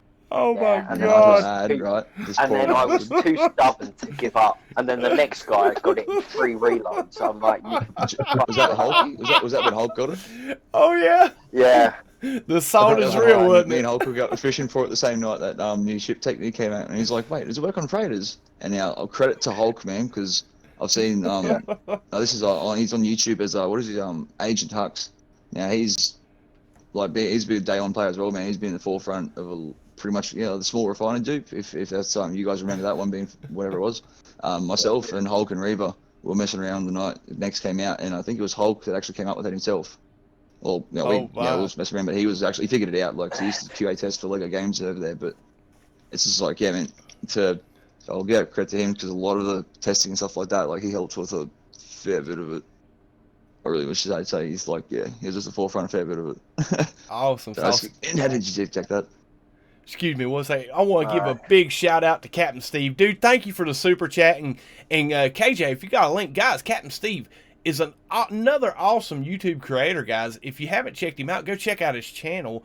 KJ will be dropping his link momentarily. Man, yeah, thank you so much, dude. Guys, 07 Captain Steve in the chat. But yeah, to get back to your freighter, man, I'm telling you what, I think probably one of the funniest videos I ever seen in my life, and still to this day, was Xaine's World S-Class Freighter video. Oh my goodness, man! The impressions he done, and you could tell by the end of it, he's just slowly starting to slip into madness. Yeah. Because he messed up the spawn originally when he started recording that, and I think he had to go back and wait another 3 hours and warp another 5 times to get another one to spawn. And it was insane, man. And he's taking them out with I think photon cannons and phase beams. So each battle's taking several minutes. And yeah, it's like, man, that was a funny, because he made it fun to watch with his impressions. But I know everybody can kind of relate to it, because we've all been there. Those of us that's push for that S-Class. Has had to deal with that. That's the reason, when I do it, guys, I learned from Simtex a long time ago. Never say you're going to do it in one stream. He done that one day. He said, I'm going to stream until I get to S-Class. Guys, I had to shut her down at 3 o'clock and go to bed. I think he was still going on for 2 more hours after I went to bed before he got it. This guy streamed 13 hours to get that S-Class freighter. It was 6 or he's over in the UK. It was 6 or 7, maybe 8 or 9 in the morning when he finally got that S-Class freighter, and he started at around maybe 11 that night. Yeah, and the worst part is that since this latest update, and it's added all the new freighter tech, to get a new tech, to put all the tech in, I'm going to have to get a new freighter. Yeah, I know. And I want the same freighter, so I'm gonna have to steal Slim at some point to go and. We can do that, bro. We can sort that for you. I'm telling you now, I'm not doing that again. I'm not doing another 300 reload space battle to get that freighter. Well, I already did that one. And to be fair, to kind of ease your mind, you don't have to do it unless you're warping with your freighter. With the increased warp drive range of the Explorers now, they just run circles around freighter warp distance. And without, unless you're just, part of your gameplay I'm just a completionist. I'm a completionist. And it's going to bug the hell out of me. And I don't even know why at this point. But it's gonna, and I know I'm going to have to do it. It's on my list and I've been putting it off. And the funny thing is, I actually do, walk my freighters occasionally. This may be like a really nitpicky thing. Do you know one little feature I would love to see back? Is that if you're flying in the ship in first person, that when you walk, it stays within the cockpit. Yeah. Like, that would be cool. I like warping. I like the animation of warping in third person, but I generally play in first person, and I kind of would like to keep it within first person so it doesn't break it. I mean, in VR it's great because it doesn't, but I'd kind of like back on when you're playing on a normal, just on a TV, that when you warp in first person, the ship stays in first person through the warp. Because I used to like that. It used to feel part of it rather than a separate screen. So yeah. It's just a random thing that when we were talking about freighters, I'm like, it's the one nitpicky thing that bugs me. I mean, it's stuff that me personally, I've always told people, fill out those Xaines reports. Even if it's not like bugs you're reporting, report features you'd like to see. I mean, they read those Xaines reports, and and to be fair, I think even like, especially back when the game first launched, that's how they prioritized what they fixed first. Was who's turning in these Xaines tickets? Let's group them together. Let's see what the majority of the community's wanting. What's the problem, and let's get it fixed. And they went to work and really put in a lot of elbow grease to get this game refined to the point it is now. And I'm a avid spokesman for fill out that Xaines. Oh yeah. And that's how the game gets fixed. That's how we communicate with it. Hello Games. Don't count on watching a YouTube stream or catching it on Twitter. Put in that Xaines ticket. Xaines ticket's going to Hello Games to be read. Yeah. And that's what it's there for. Exactly. And and I'm gonna tell you, I've seen stuff that's cropped up from the community, wants and desires and mechanics for the game that they've added, and I know that they're listening to the community. Oh, 100%. Well, I'm gonna tell you what, guys. I might have to get off here, bells. I'm gonna get to bed. I bet so. You're over in Austin, man. What is it, like 3, 4 in the morning? Yeah, my goodness, Mr. Slim, dude. I want to personally thank you on behalf of the Sword Stream and the Sword Channel for being a guest on the show. And also a personal thank you from me for all your work you do in the Galactic Hub Defense Force. Bro. Thank me, man. Happy to do it. Well, I know you don't do it for the thanks, but man, just know that this community appreciates the hard work you guys do. Oh man, it's people like you in this community, bro. It's why we do it. Look after you. Love it, So thank you. Thanks for having me on the show too, man. Hey, anytime, guys. Hey, trust me, guys. Everybody that comes on the show, I mean, when I do these podcasts, if you guys will pop in and be part of the conversation, feel free. I mean, just jump into that podcast waiting room, guys. And when we get through the you just may regret that, mate. Yeah, you're welcome back anytime, guys. But yeah, guys, if y'all are up for it, I'm gonna go ahead and open up the call lines. If anybody's in the chat or in the stream wants to jump on the Discord and be a part of the call, join the Sword Discord. The link is in the description. The podcast waiting room is free to jump into, guys, and we'll just first come first serve, bring people in. If you guys welcome, I'd love to keep you along, and if you guys feel like fielding questions from the community and from the live chat, guys, I would love to keep you on and answer some questions, or just I can stay on for a little bit. So awesome, by all means. It was a good sword. Awesome. Well, thank you guys. I definitely appreciate it. All right, guys. Well, listen, the lines are open. You guys jump on in. I know I don't see nobody in the podcast waiting room. I know there's got to be a few of you guys that want to come in and talk to Jordan Murphy or Black Cat or even Mr. Slim if he's still around. Someone harass him, so I'm going to bail. But yeah, would love to take care, man. Everyone have a good one. Awesome. Thank you. Heck yes, Slim. Have a good one, buddy. Now, I will ask you guys this. .com asked me earlier. I'm trying to find this comment in the Restream chat here because it got scrolled up quite a bit. But he was asking something along the lines of how you guys felt about a Galactic reset on future updates being part. Oh, here we go. Question for the Galactic Hub folks. As a member of one of the largest, most built out civs in the game, what are your feelings on another reset to enable crossplay if there's not a separate future game? I'm absolutely fine with it. In all fairness, I think, I speak for most of the council, I think we would definitely be willing to relocate, or if not necessarily name up our area for the chance for us all to get together as one community. I think, we would all fully support that. In terms of resets, I mean, like, we've had this conversation with resets before. I mean, we've relocated before, so it's not the end of the world for us to do so. I mean, I think any kind of improvement to the game, if it was a major improvement, we would more than happily support that decision. And in regards to what resets are, most of the time resets, resets the planets, it resets the system names and stuff like that. But generally, as long as players' progress, like individual progress, is not affected, which I can't see a reason why it would be, I can't see any issue with it at all, personally. What about you, Black Cat?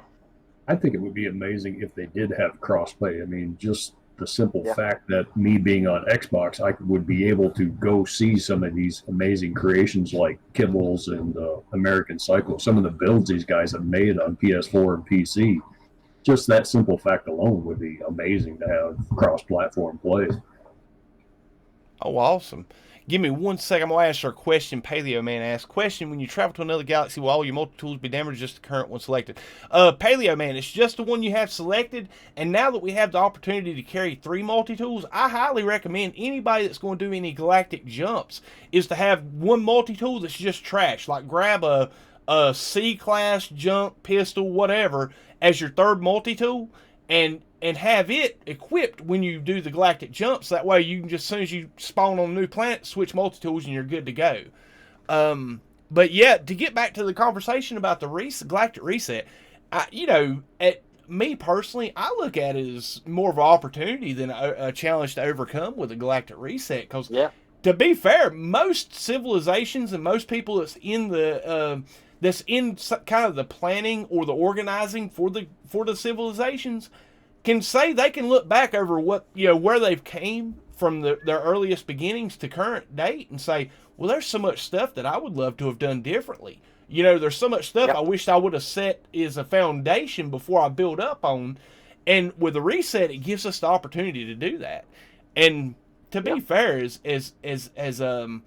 industrial or industrious as the players are in this game, to be fair, they could wipe us today and we would be back up to where we were at in 3 months. I wouldn't think it would take 3 months. When Next rolled around, man, they give us new base building components and stuff. And I'm like, well, okay, cool. I'm not so heartbroken about my old farms that got wiped because they give me so much new stuff to build with now. I want to redesign and redo. And that's the thing. Like, you do these bases, and they get updated pretty quick. As I said, I just built the new HQ on PS4, and Black here is going to have good fun. He's currently recreating it. Poor bastard. I know. Yeah. Already yeah. 40 hours into it. Oh my goodness. Yeah. And this is recreating it. Yeah. This isn't, as I said, it probably took me about 150 hours to get this. And like I spent a lot of time on optimization on this base because it's a large base. Oh yeah, I know how Xaine when he built the two Capitol buildings on Londinium and Xenon, he recorded it all and sent it to Dark Lord and John Hall and a couple. Yeah, I can't remember who was on the Xbox that built it up. Or funny, but basically piece by piece how to build the Xenon Tower and the Londinium headquarters, you know, and they went and reproduced it on PS4 and Xbox on normal and survival permadeath. Oh no. Yeah, and guys, mean, like Kibbles didn't get that, like, because Kibbles is recreating it on PC. Oh. So he came up with the outer sphere design that I've used and the locking system, but the interior, like, I kind of just went to town and I changed things even up to like the day before. And like Kibbles is just tearing his hair out. Like he's like, you're not changing anything else. I'm like, no, probably not. Next day, I've changed an entire floor. Oh yeah. And like moved it all. And he's like, all right, I'm gonna wait until you're finished because I don't give Kibbles any videos. Kibbles is really good at recreating bases. He figures it out. And so I like to make him work for it. So he figures it out and then makes a video for Black to do it. I limit how many people I torture at once. Yeah. He made me an hour-long build video for this, and then right after he posted it for me to go by, then Jordan tells him, "Hey, I've changed a lot of the interior." And Kibble's just about lost his shit. Oh yeah. In my defense, one of the things I changed, Kibbles had been moaning about. So I changed two things that he'd been moaning about. I just didn't tell him what I was doing. There you go. There you go. Ask and you shall receive. Exactly that. I'll tell you what, we got a .com waiting over here in the waiting room. Let me go ahead and pull him in and welcome to the stream. .com. How you doing, buddy? I'm doing well, thank you, Sword, and thanks for hosting and having this kind of an event. I think it's great. Oh man, I'm gonna tell you what, guys. I said this last night on stream. This is probably one of the most stressful templates or formats that I could choose to do. I really, when I start to set up on these things, I am so far out of my element. But man, once we go live and you guys jump in and the callers come in, guys, I'm having the time of my life. I'm telling you guys, it's like sitting back and just having a beer and hanging out with some old friends. And you guys are awesome. But man, welcome to it, buddy. Welcome to it. What's on your mind.com? Well, I just wanted to point out that a lot of what these guys in the Defense Forces, and not just for the Galactic Hub, but I know you guys have a network that y'all work with as well for other civs and other hubs. A lot of what you guys do really goes unsung, and for the most part, there's no knowledge of it at all because it's quietly handled and dealt with and on you move. And I just wanted to issue my personal thanks, but thanks for the community as well that maybe doesn't appreciate what you folks do. It really is important stuff, and a lot of the places for those of us that are connected in the community that we like to hang out and that we like to participate in is made better by the work that you folks do. And I just wanted to thank you for it, and I'll follow up with something else on your community as well after you have a chance to respond. Thank you very much. It's really kind of you to say that, and it's one of those things that, we don't do it for thanks, but we appreciate that, it helps, and the fact that if it helps one player, it's done what it's meant to have done. So thank you for taking the time to come and speak to us, and we're hoping to carry on for a long time, and I hope it carries on a lot longer than I carry on as well. So thank you. It really does mean a lot. No, absolutely, and I think that it also helps guide the rest of us that are, for folks that are in other communities, that you guys are kind of setting an example of how to do it right, and how to be effective, and I just think it makes the overall community of the game as a whole that much better. And then back to y'all, Civ. I know that that you guys have a heavy presence in Reddit. Are you also involved with any other apps that folks can access and be a part of your community through Amino, Discord, or anything outside of Reddit? Yeah, we are. So we do have a Facebook group. We also do have a Twitter account that you can follow. We also have our own YouTube channel, which you can subscribe to. With our YouTube channel, we make some content, but generally what our YouTube channel is actually kind of... I run the YouTube channel, so the aim of it was to create a YouTube channel that was kind of a hub in itself. Oh, awesome. Awesome. Uh-oh. I lost him. Oh, man, I must have bumped him. Jordan, if you're still there, man, jump back in. Oh, crap. I added a roll to him, and he disappeared out. Oh, man, that was my bad. Oh, And man. Hopefully he jumped back in further the... into that, answerthatquestion.com, we do have a Discord for the Galactic Hub.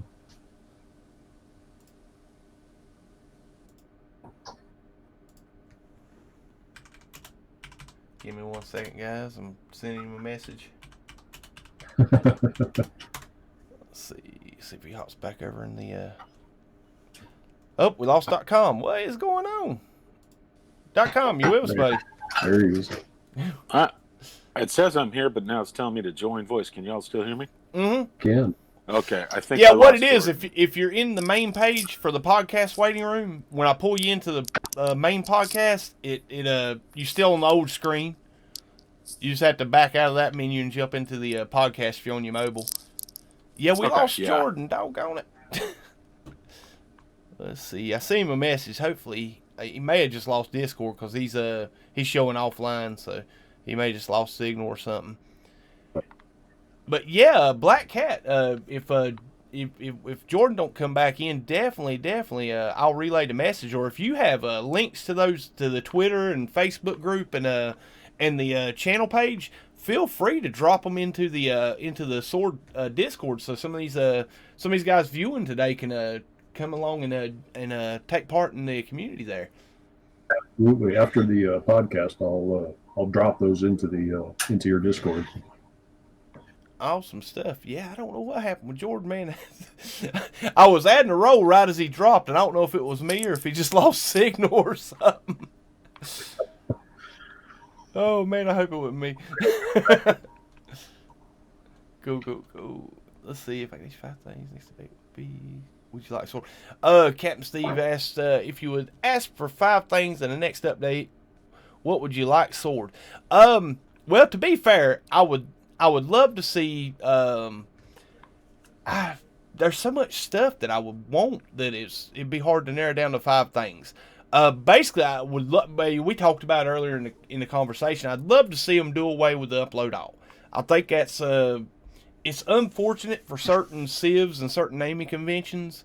And it's really you don't make you make some decent nanites off of uploads, but not enough to justify the impact it has in the civilizations. Or either, if not that, add hub mechanics to where we a certain amount of people group up together could designate regions as a hub, to where it limits the access to the naming convention or to the ability to name. Something of that nature would definitely be beneficial to naming conventions and stuff like that. I would love to see an expansion on the lore. The lore of the game is top notch. I think I've never seen a game that implemented this any better. Where you have to actually go discover the lore and put an effort into learning the lore. I would really love to see an expansion on the lore. Oh man, I know that's only 2 of them, but I'd love to see. I would love to see well, I know it would throw a lot of people up on their heads, but I look at how much effort we've put into finding really awesome ships since they increased the warp hyperdrive range of Explorers. How many people just got back into the game hard trying to find that perfect Explorer. I know myself, I did. I would love to see multi-tools, Explorers, anything that has a stat bonus, have a little bit more mixture. I would love to see 100% hyperdrive range on a ship. Like, be uber rare, but be available if it's there. What about you guys? One of the big ones that a lot of people have always wanted was the ability to change the colors on your ships and even go so far as like interchangeable parts. If you didn't like a specific fin or something like that, that would be, I think, an amazing addition to the game, just to be able to upgrade your ship, not just with modules and class, but be able to swap out this part for that part to make a ship totally unique to yourself. Oh yeah, I agree. I mean, don't get me wrong. I'm a huge advocate for the Galactic or the Coordinates Exchange. Those guys, some of the coolest guys in the game. We got Husker in the chat down here. Heck yeah, great Black Hole Suns. They done a little collab to make a web browser for the Coordinates Exchange. I mean, that's the kind of community-based organization that give people stuff to do in between updates and keeps people interested in the game, keeps people, gives them something or a purpose or something to be doing something constructive in game. I'm a little fuzzy about adding ship customization in. Don't get me wrong, it'd be nice, but you look at how many people post on the Coordinate Exchange on a daily basis of new ship discoveries. Right. Now, and I think HG's done a really awesome job and had a happy medium with the customization that they have added. Like, I'm really digging that they added the ability to add 48 slots to a ship, any ship. Even though it was like uber expensive, that's something I asked for a long, long time ago, and they done it. I mean, I'm super happy about it. As far as like the customization, yeah, I could see it.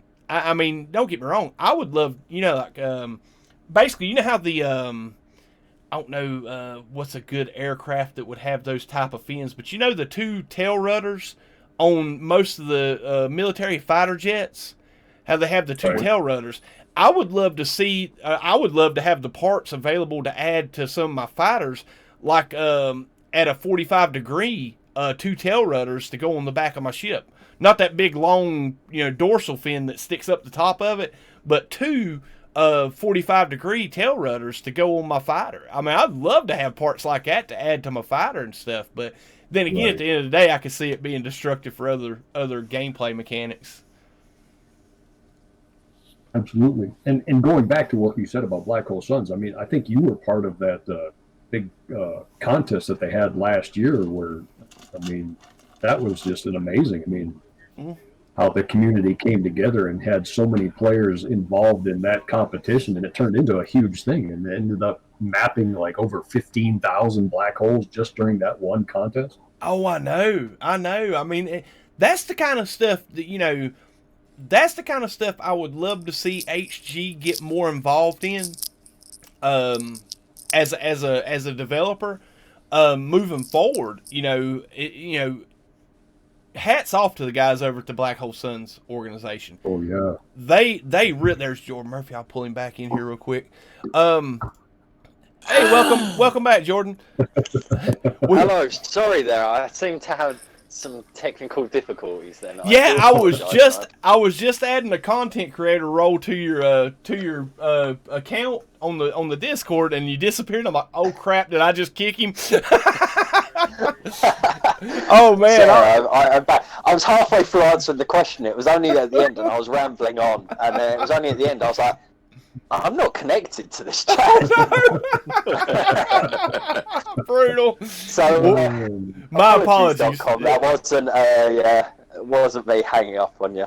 But yeah, I don't know how much of that answer you heard, but Yeah. I heard Yeah, a good portion. Thank you. But I thought I was the one that got disconnected, so that I then disconnected myself. Comedy is it. .com said, well, if he ain't gonna stick around, I'm leaving. But yeah, man. Do you know what? I give him a compliment. He hangs up on me like, why do I want to listen to this guy talk anymore? Oh man. But yeah, no. But yeah, we were on about the Black Hole Suns contest they did last year with the black hole mapping, and I was and to be fair, the Black Hole Suns did an awesome job with that. And everybody that took a part and had a part of that, promoting it, supporting it, donating to it, adding prizes to it, everybody that had a hand on that, thank you so much. Because I'm gonna tell you what, that was probably one of the coolest events I ever seen take place in game. I completely agree. It was fantastic, and everyone was so involved. It was such a fantastic. Oh no! We lost you again. I know what happened. No, I know what happened. Hey, Jordan, can you hear me? Getting disconnected. No. You weren't disconnected. You were in the podcast waiting room screen, and it'll say you need to connect while you're in the main podcast room. Just switch back out of that podcast waiting room to the main Discord, and go and let me. Yeah, .com done the same thing a few minutes ago. We used to do it all the time on Cobra. Like, when he would rapture you out of the Atlas waiting room into the main channel, it would take you out of the room you were in, but if your screen was still up on that room, it would say you was disconnected from that room, and everybody would reconnect, and they'd disappear. I mean, it was so hilarious every time they do it, but yeah, that's what it is. I'm here now. I'm in the right room now, I think. Yeah, that's exactly what I did, Sword. Yep. Trust me, I've done it myself a couple times, calling into Cobra, yeah. But yeah, guys, I would love to see moving forward, HG take a stronger role into events like that. Like, put an Easter egg in the game and put it out there, like, just announce it with an update. Say, hey, we've added this new Easter egg. There's only going to be 100, 1,000 of them, or 100 or 10,000 of them, or whatever. Limit the number, but if you find it, and that it registers your account and gives you some kind of merch prize or something, or recognition, or whoever finds the most of them, or something like that would definitely, if they got more involved in the community in that aspect, guys, I couldn't think of a better way to enrich the gameplay and draw players that have stepped away from the game or taken breaks from the game back into the game. Yeah, I think it would be a fantastic thing to do. I think a small part of that is what they've done with the ability to feature bases on the Nexus now, on a whatever it is, a weekly or monthly case by case. But, so now you can have HG putting featured bases on the Nexus, and anybody on that platform can go there and go visit these bases that they think are pretty amazing. Oh, I agree, guys. I'm browsing through the chat right now. I mean, it's just the comments in the chat right now of some of the features people would love to see in the game is just a testament to how creative and inventive this community is. I mean, y'all guys, it's crazy. Captain Steve said he would love to see mixed biomes. It would be cool to have exotics with water, or exotic cat plants with fungal, for example, or a lush with frost poles and gamma with screnched equator, for example. Or, yeah, man, I mean, like I said, I would love to see a mixed biome. I mean, I'd love to see a mixed biome. I'd love to see it be very rare, though. Like something like you get one every 1,000 systems or something, so that when you do discover one, it's, and I think it's the risk as well. Like, when you create new features, you want people to see them. And who's getting a refill? Like, yeah, and it's like, I hope it's a refill. we don't have oh my! But like, I hope it's a refill. Oh man, the drunken taco on the sword stream. Oh man, but yeah. Sorry, guys. Poor taco. Oh man. Oh man. But I mean, it's the risk. You add something, and you want people to see it, but then I think base parts. too I mean, common. every time they add base parts, it obviously increases, and solidifies builders, reinvigoration of the game. Anytime they come out with new base building parts, things that they can mess around with and add to and glitch to with all these glitch builders that are out there these days. You know what I would like to see? I would like to see that building have an update where glitch building's no longer necessary. That it's actually a feature. You can just place parts where you want to place them. I'd like to see them sort of unlock a lot of the restrictions that are there. Can't hear Jordan anymore. Like there isn't. Like I think some of the builds that we have now, we kind of have to cheat our way to them. And I'd like to be able to see building get an update that it's not cheating, it's part of the features. Like you can attach things in unique ways. So maybe that would be something that would be quite cool to see for the builders. I'm going to throw it out there. I'm selfish. I want multi-swords. Multi-swords. Nice. Ever since that traveller mentioned pulling out his multi-sword or drawing his multi-sword, I'm like, yep, you sold me. Where's my multi-sword? That's right. Promise me a multi-sword. That was in Atlas Rising. Yeah. Now in the Living Ship update, where's my multi-sword? Okay, guys? Especially with motion controls and VR now. Can you imagine how much fun that's going to be? Oh, I know, dude. I know. Let me give a big shout out to Erin Toke, or Erin Sugar Mama. She's known over on Xaines chat, but probably mine too now. She's donate quite frequently, but thank you for the $5 or $4.99 GBT. I guess I don't know what currency it is, but thank you nonetheless. And she says, I'll just leave this here, and much respect for the entire No Man's Sky community. Well, thank you guys. 07 Erin in the chat, much appreciated, dear. Awesome, guys. Yeah, man, multi-swords. Dude, man, I think I've seen that brought up more often than well, I would say ring planets, because I'm going to tell you what, before next, man, people were really on the ring planets. I find it so funny when I see comments about the ring planets now, about it being too prevalent in the game. And I'm like, man, that's all we talked about pre-next was we want ring planets, we want gas giants, and man, and to be fair, I was off work the day next dropped. I took vacation, and luckily I was on vacation the week next dropped. So as soon as I basically I had pretty fast internet speed, so when the update dropped, I was in game in just a few minutes.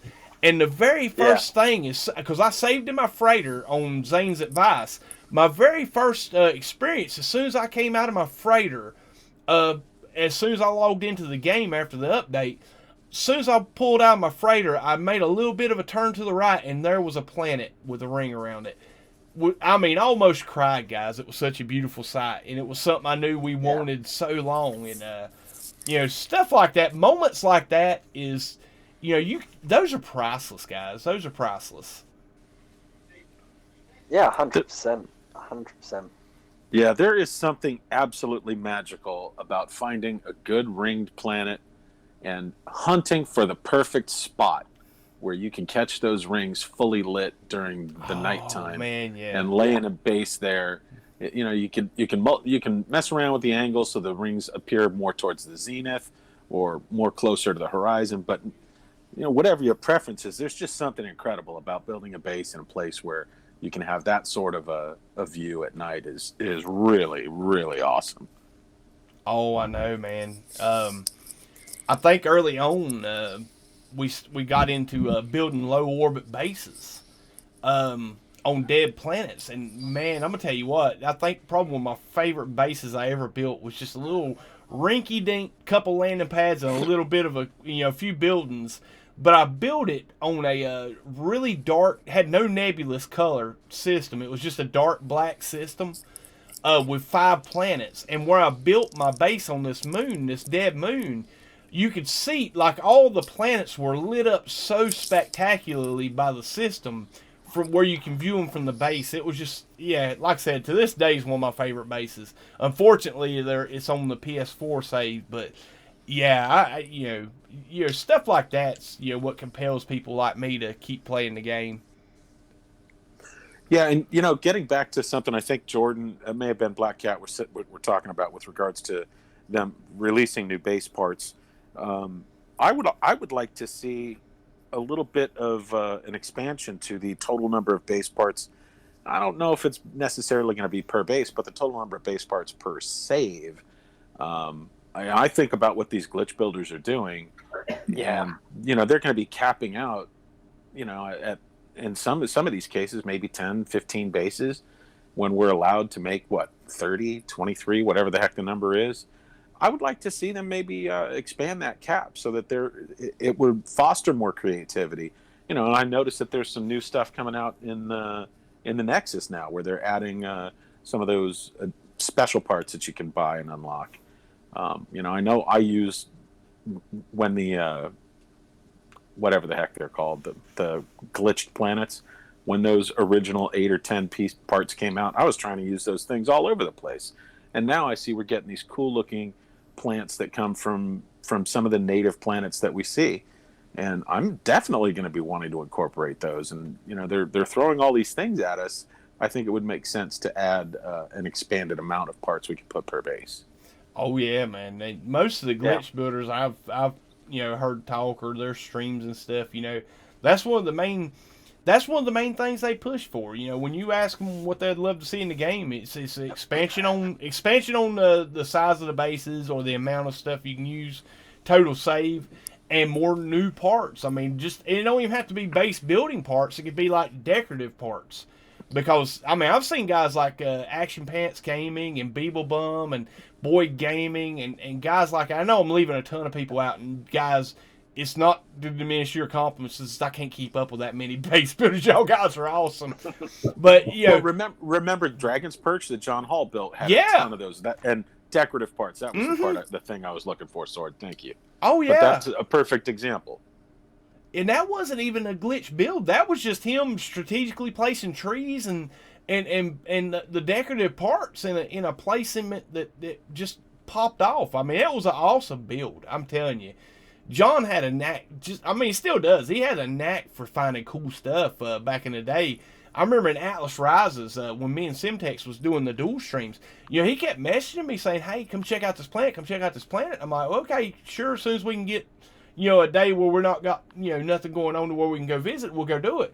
And he was like, no, seriously, you need to check out this planet. I'm like, okay. And I told Simtex one day, I was like, listen, man, we've been telling him, yeah, for, 2 or 3 or 4 or 5 streams now. I said, let's go check it out. And if, in worst case scenario, we'll go check it out 20 to 25 minutes on the stream. And if, check it out, cool planet, and roll on and get back to what we was doing. We got there, and Rainbow Sherbet had to be the most beautiful, lush planet I'd ever had the experience ever had the pleasure to experience in game. Simtex built a base there. That was his new headquarters for his save was Rainbow Sherbet, and we done some races there. It was just an awesome planet, and I would love to see stuff like that be like extremely rare.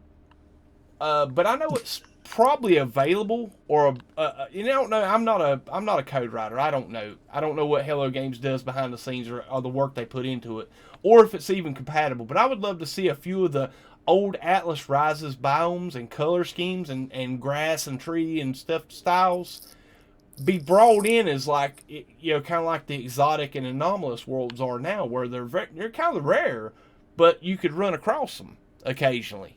Yeah. There's so much that could be added, and so much that could be changed. I feel like there's just an endless possibility of things, and I can appreciate there's so much under the hood that probably means that they have to change things. And like, I know with Atlas Rises, like, the fact that like lush biomes sort of disappeared for the whole of that update wasn't intentional. You know, it was unfortunately a side effect of something else. And it's, as soon as they change one thing, it can cause problems for 7 or 8 other things, and they don't know why. Yeah. So I can appreciate that. You know, I mean, there's so many things that I would love to see get added in. Like, we were talking about community features, but you know, I would love to see something that's community driven. You know, even if it's something like you know, having in-game factions as well as like bringing the civilizations into the game, so that you know, you can have regions that are occupied, and you know, that it shows up on the map or something like that. Something very simple that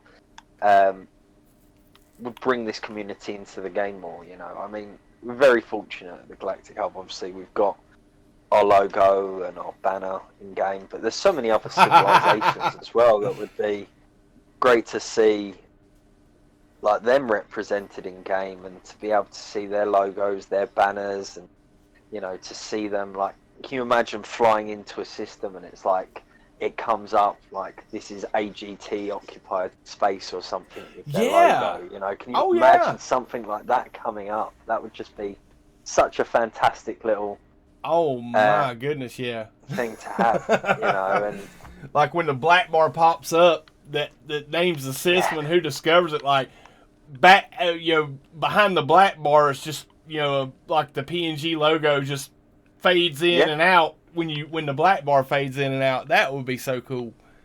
I agree. There's so much stuff, so much possibility with this game, and I think that's what, to be fair, I think that's what keeps us coming back. Is just, but I think a lot of it as well is when you don't know. It's when you get those features that you hadn't even considered. Oh yeah. And you're like, oh wow, I ddid not even think about doing that. Mm-hmm. You know, I didn't even think that was a possibility. You know, like, I know people, because I know that data miners have found, yet again, spoilers. If no, you don't worry about spoilers, bro. People don't want to. But I know data miners have found like a mech suit in the files, so that's most likely going to be coming soon. Asteroid mining. I'm joking, guys. I'm joking. Yeah. I'm joking. Everybody's tinfoil hats just around. Twitched just now. Joe, the funny thing is, like, some of the features like people want, I'm like, oh, like, to me that wouldn't have been a priority, but like, you know, you're like, as soon as it gets added, I'm like, I'm gonna be all on that, you know, because I know people are like, I want to land on an asteroid. Sean Murray said we could land on an asteroid, and I'm like, what are you gonna do on an asteroid? Except land on it and mine it. But, you know, which is kind of what you do on the planets. But, you know, as soon as you can do it, you know, you'll be like, oh yeah, I'm going to spend the next 6 hours landing on asteroids for some reason, because I can. Yeah, I've done the same exact thing. I think it was the last podcast I done. One of the callers said, I want to fly the freighter. And I was scratching my head. I'm like, okay, that sounds cool, but what will you do with it? Or where would you fly it? I mean, it's like, and don't get me wrong, there's so many applications. It'd be cool. I get that. Yeah. I get it. It'd be really cool. But like, what's going to be different enough about it to justify it? And that's. But I mean, can you imagine being able to bring your freighter into low orbit on a planet? Ooh, yeah. You know, now that would be quite a cool thing to do. And like, maybe they add a feature that, like, there are certain planet types, like maybe there's something like gas giants. If you fly through the gas giant in your ship, it would destroy your ship, but it won't destroy a freighter. And then you can collect gases by flying your freighter into a gas giant. There we go. We've like something like that. Yeah. That connects the features together. That would be quite a cool thing. I'd love to see freighter battles within your freighter, where, you know, like you can control a battle from your freighter, control the frigates to fire, and then like potentially, like if you've got more than one player in your freighter, it opens up different areas for them to do different things. Like, that would be quite cool. You know, I'd love to see stuff like that, because I feel like the frigates, whilst I love the frigates and I love the idea of the frigates, I'd like to see that fleshed out a little bit more. True. Yes. Yeah, I mean, they give us frigates, and, you know, it was such a generic application to it. I'm surprised they haven't done. I mean, don't get me wrong. They've added some stuff. Dark Lord brought it to my attention the other day, like your trade frigates. If you land on it now, they'll give you, it's an icon, takes up a slot in your freighter, but it's units. And you can go sell those whatever goes, the emblem, you can sell them for units. And, you know, I thought that was really cool. I didn't know about it until then, but that's something they added to the, you know, either, it used to be chromatic metal, but now it's units, which I think is really, really cool. But, you know, at the end of the day, I'm not going to go land on 8 of my trade frigates every day to get units because I got a stasis device for them, you know, but it's cool for people. Like, it's cool for people starting out. Yeah. But yeah, we were hitting on that the other stream, you know, when he'd asked about, you know, being able to fly the frigate or the freighter. I was like, well, you know, what would be really cool is if they take a little number from Star Citizen to where you could have, like, basically when you go into somebody else's freighter, you know, there'll be stations or chairs that you can sit in and interact with the gameplay. Yeah. You know, not as much just flying the freighter as, you know, basically if you got a 4-man crew, you know, you have one guy running power distribution that, you know, balances the power between the shields and the weapons and the propulsion. One guy flying the thing and one guy running port and one guy running starboard side turrets. And have massive battles with me. That would be fun. To be fair, that would be all I would do for several days. You know, is get a crew together and just go, you know, hog wild with freighter or, you know, freighter battles. Yeah, that would be fun as heck. Is it viable or possible with the current generation software? I doubt it, but man, it would be so cool. Oh, it'd be so much.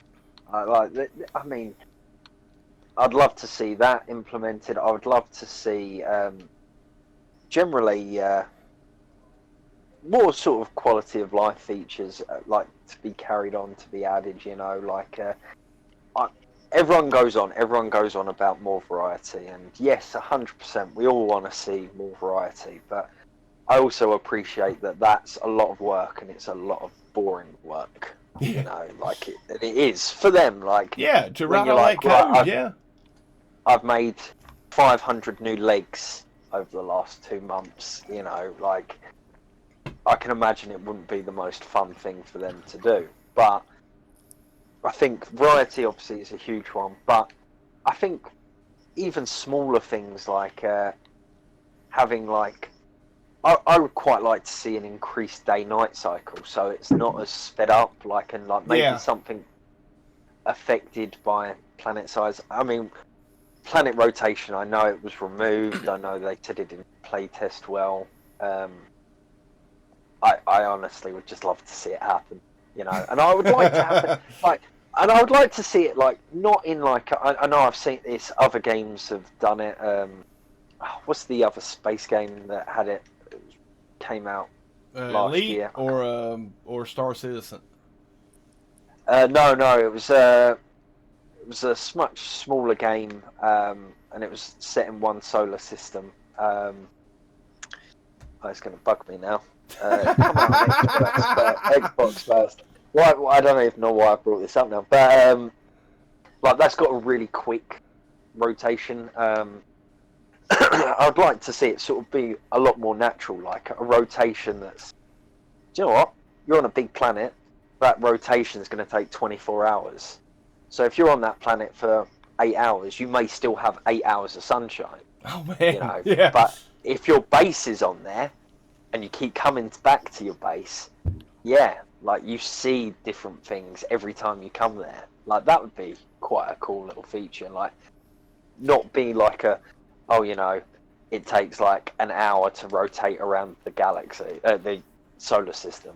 You know, like you don't need it that sped up. Like, actually have it quite naturalistic, you know. The only thing I would worry I'd about with planetary rotation is basically I was fortunate enough to catch a YouTube video where Sean was interviewing, talking about the formula that they were using and how they used the generation, the procedural generation, and it's basically it's a really elaborate algorithm that takes an XYZ coordinate and generates what you're supposed to see around you. Is the basicest explanation of it. And with that being the way that the game is generated, I don't know, like if you put in rotation, I don't know if there's a way of keeping the coordinates for the planets or where you're at on the planet the same to generate the same thing. I would be worried that it would cause issues with either the multiplayer or the generation, or make it more taxing on our current generation, which, to be fair, all you got, a lot of you console players and brothers at on the consoles, I know what you're going through with the terrain issues and the generation issues. And honestly, I would love to see more cool stuff. Don't want to make it worse. Yes, I want it to be stable before they give us more. Yeah. I 100% agree with that. I think, it's more a case of if it can be done. I'd love to see, bosses, like, can you imagine, having, missions to go and, take down like raid bosses, and then have a mission, you go on there and you go to do it, and it's like a giant beast that's really hard to kill, and, getting recommendations, maybe you should take 2 or 3 players with you because this one's going to be hard to kill. Something like that would be great to see. I'd love to see more Sentinel models. That would be a great thing to see. That's just a matter of opinion, though. I mean, me and Sentinels have a torrid relationship, and I don't give them much mind because after I've developed up so much, they're kind of pushovers for me. But man, I know people that just despise Sentinels altogether. Do you know what, mate? No, I'm the same. I'm like, I'll just take care of them really quickly. But can you imagine having more fun Sentinels, like something like? Yeah. You've got the quads, you've got the walkers. Now let's have something bigger. Yeah, something that is menacing, something that is a threat. I really thought they were going in a different direction with the corrupted Sentinels. Honestly, guys, I just when we got the corrupted Sentinels, I think it was when Beyond dropped, and when we got the salvage data or salvage equipment you could dig up, and the corrupted Sentinel would attack you and stuff. I just got finished doing the Atlas path and a lot of the lore in the game, and I was really kicked off on this on the Null storyline, and how basically if you don't reset the galaxy, that's an open-ended story. There's no conclusion to Null in that lore, and I was thinking, Null is kind of like the unsung bad guy of the game. You know he done some bad things to live as long, selfish reasons to live longer and see everything, and he was disgruntled with the Atlas because it didn't appreciate what he did. He was kind of jealous of you because you had a relationship with the Atlas. And I thought, for the longest time, they're going to bring Null back. Because, see, the way Null is spelled in-game and the way his name is spelled in-game, it's not his name. Null is what they put there because they didn't say his name. That's just... Yeah. So, there's so much that could be added into that lore. And especially, I thought Null was coming back, and he was behind the corrupted Sentinels, and that was going to be the force or the what do you call it, the counterpoint to your character, or the baddie or whatnot that we had to combat against. That would take a community of players to combat against, not just your iteration. Yeah. I mean, I would love to see more story elements being added in. I mean, Living Ship Update definitely did a great job of having a little storyline to it. Yeah. And I thought it was very interesting how they approached the callbacks in this one. because obviously the Korvax have always very much been portrayed as the victim. Oh, I know. You know, to then see this and go, well, actually, maybe the callbacks aren't as good as people have thought they were, and they're not the victims in this story. Like, you know, like they were just as capable of doing what the Gek did.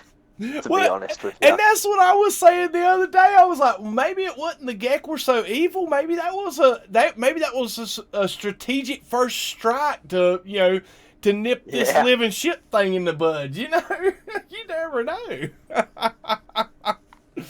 Yeah. On that note, between the different races, I think it would be.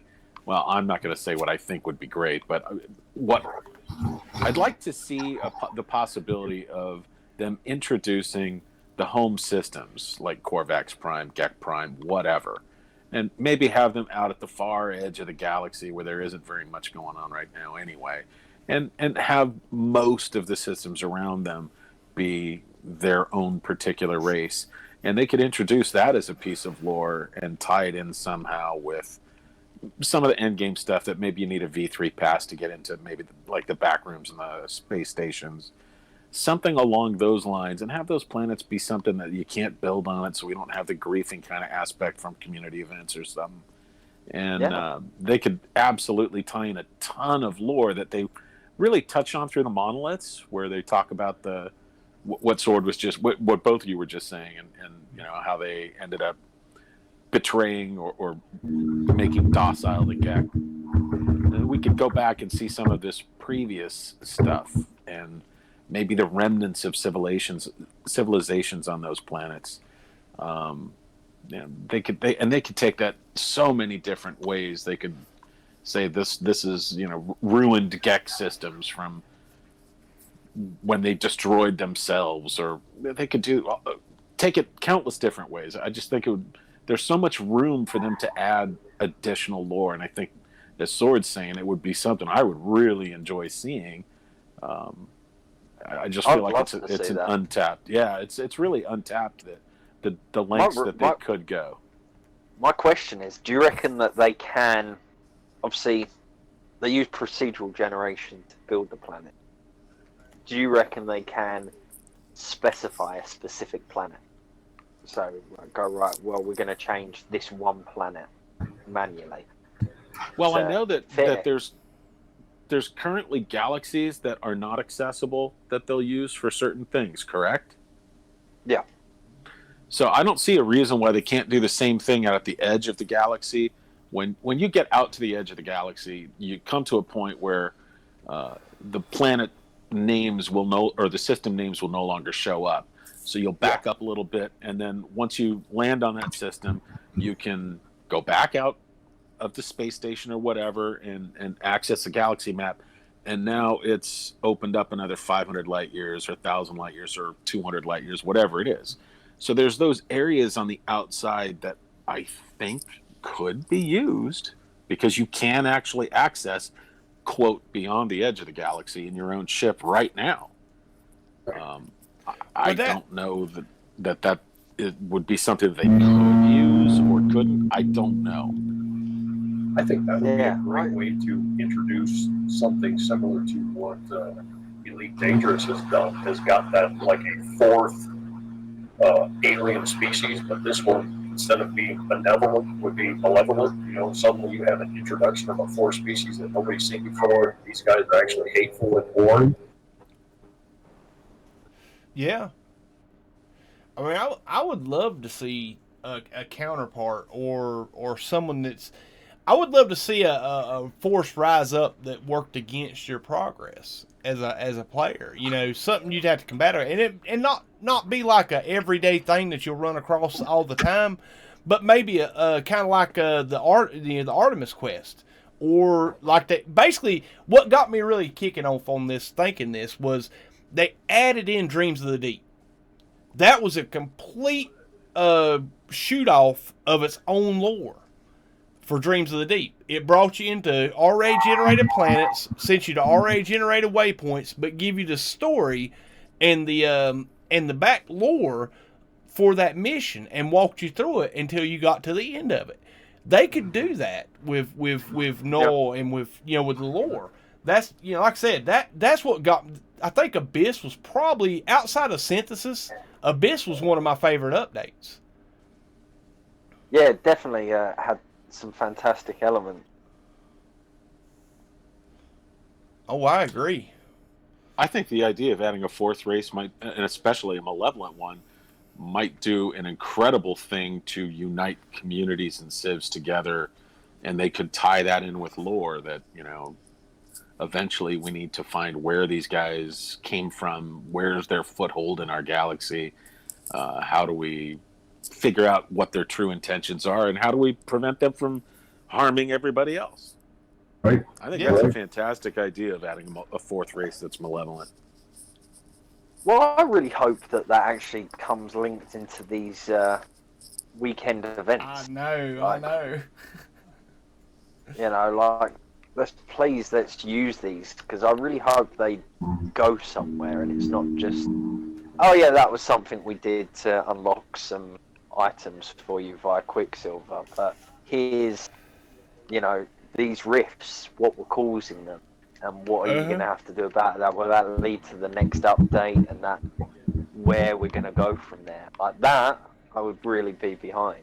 And I'd definitely love to see either like a new race or like, because I think as well, like obviously we've got the Travellers, and the way I view it, people may disagree with this, but the anomalies are basically just the latest iteration of Travellers. Yeah, like, obviously each player plays the way, whichever race they wish to play as. But like, the game will start you off as an anomaly if you start a new game. And the way I read it is that the anomaly is the latest version of the Traveller, as the Atlas has tried to basically recreate the species that built it. Yeah. And that the anomaly, which I put in quotes here, is human, or is it's the way I interpret it. Yeah, it's a portion of the mind of the creator of the act. Creator. Yeah. And that's why when you use remembrance and it goes to the screen and the Atlas is looking back on the person that created it, it sees you. You see yourself looking back at the Atlas, because you're a human that created the Atlas, and it's just tried to recreate you. And the Travellers are just different iterations, and that's why the Travellers look so varied, is because the Atlas has tried to create a replication of its creator, and it's had multiple attempts, and each time it's not been quite right, and they've not worked out the way they wanted them to until they got to this anomaly, and that's why the Atlas treats you different. That's how my interpretation of the lore is anyway. But I would definitely like to see that play out, and maybe some use, because obviously we've got so many different types of Travellers. I'd love to see a completely new race, something very different from the Gek, the Korvax, the Viking, the Travellers, the Anomaly, something that's definitely much more sinister, that has, like, as you've all said, like, it has this presence. I think Elite Dangerous did it well with like the alien invasions during space, and then having them like being pulled out of warp and getting attacked. I would love to see Hello Games implement something like that becomes like an ongoing threat, and something you have to fight against. And that would be a great way of adding in something without, I don't think it would require too much effort really to do. I think they could do it relatively easy, but then have something that becomes persistent, But yeah, that's my take on it. Heck yeah, man. I'm with you, man. Honestly, my opinion on this is there's no bad lore. I think the more lore they add to the game gives it more depth, gives it more of a feel and immersion for yourself, especially as well written as some of these lore stories are. I mean, Because I'll be honest with you guys, when I finished Dreams of the Deep, I was like, I got kind of invested in the plot of these freighter crash survivors into that lore and what they went through. And I mean, not everybody takes that take, and it was just a mission to get through to get the submarine when it dropped. But, I'm me and a few people in the game, or several people, pretty good portion of the community is lore buffs that, can't get enough of it. And I just, like I said, man, there's so much stuff. And getting back to the community missions that you was talking about, I'm gonna tell you right now, I've been playing No Man's Sky since January of 2018. I come in a few months after Atlas Rises, guys. That was when I first heard anything about Hello Games, No Man's Sky, anything. And I just fell in love with the idea of the game, of how big of a sandbox it gave us to play in. And the concept behind it was just amazing to me. But I've followed and kept track and paid attention to what Hello Games has done since then. And to be fair, guys, those guys are a lot sneakier and they're playing the long game with this game. I mean, they're not just throwing stuff out there to appease us for a couple weeks. These weekend missions have to be leading up to something. And if they aren't leading up to something, I would be truly heartbroken and disappointed, and probably the first time I've ever been disappointed with the game. Because I know how divisive Sean is with his tweets and stuff, and how they are with the ARGs and with the updates that came out and how information got released. And I'm telling you guys, I got deep in my soul believe that these weekend missions are leading up to something new. Something update. Honestly, with Living Ships come out, it kind of caught me sideways. I was like, I wasn't expecting it. But same here. But with these weekend community events, they're leading up to something, and I've got a strong feeling it's going to be hugely lore based. I think we're either going to get a new lore mission, kind of like added on, kind of like the Dreams of the Deep, or even as big a scope as the Artemis Quest, where it's like 25, 30 hours of gameplay. Yeah, I hope. I hope so. That man, you talk about somebody be happy. I'd just lock myself. I'd be in a bunker and play the game for 25, 30 hours to get through it. I'd be like, hey boss, I'll see you I'll see you next week. I'm just got to take a week off to play through this. He'd be like, don't worry about coming back. But it'd be worth. That's how I am with this, man. Along those same I'm really sorry to say this for a minute. Unfortunately, I'm going to have to shoot off now, but I just wanted to say thank you so much for having me on the show, and I hope I get to come back on here again. Real pleasure dude, talking to you. Not even a question of if, it's a win, dude. Hey, listen, you got an open invitation anytime you see me go live with a podcast and you want to jump in, and that goes for everybody in the chat. Jump in the podcast waiting room if you want to hop on and have a conversation. But Jordan Murphy, dude, I'm telling you what, man, it has been my absolute pleasure to have you on today and to feature the work you guys do over at the Galactic Hub Defense Force. And I can't thank you enough personally, and I know this community feels the same way.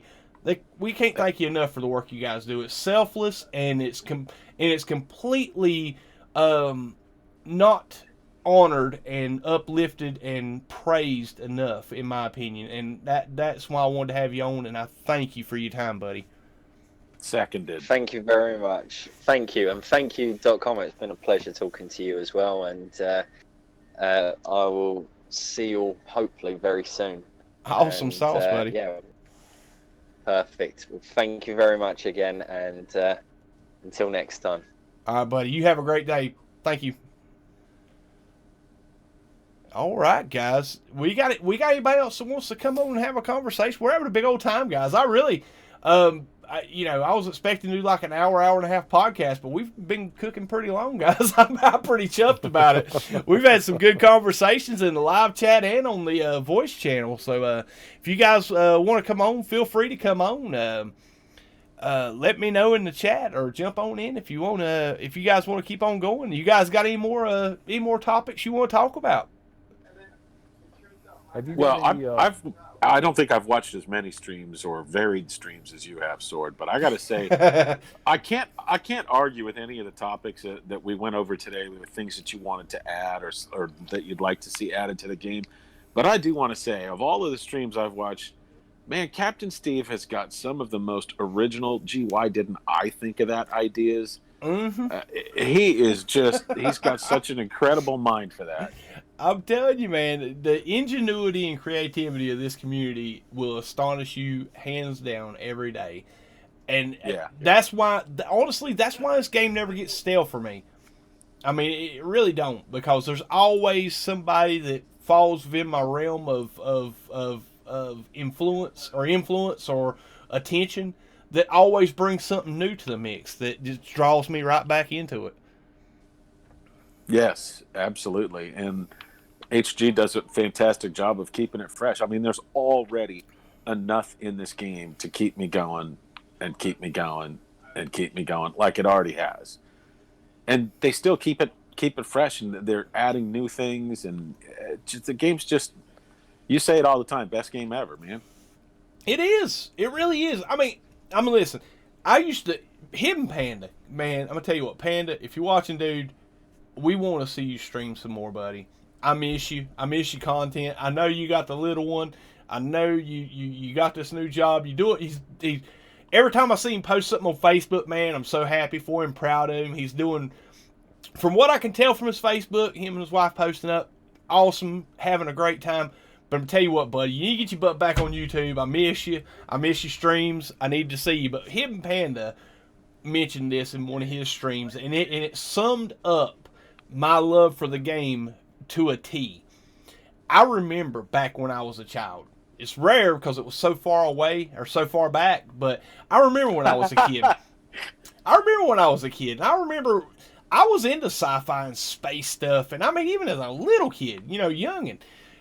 That was when Star Trek: The Next Generation and all these cool sci-fi shows were out, and it was such a cool, entertaining thing to watch and pay attention to.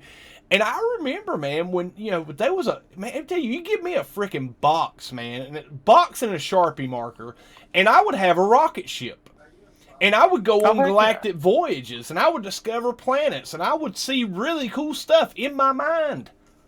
And that was back in the day, man. That's all you had was imagination, and you made your fun.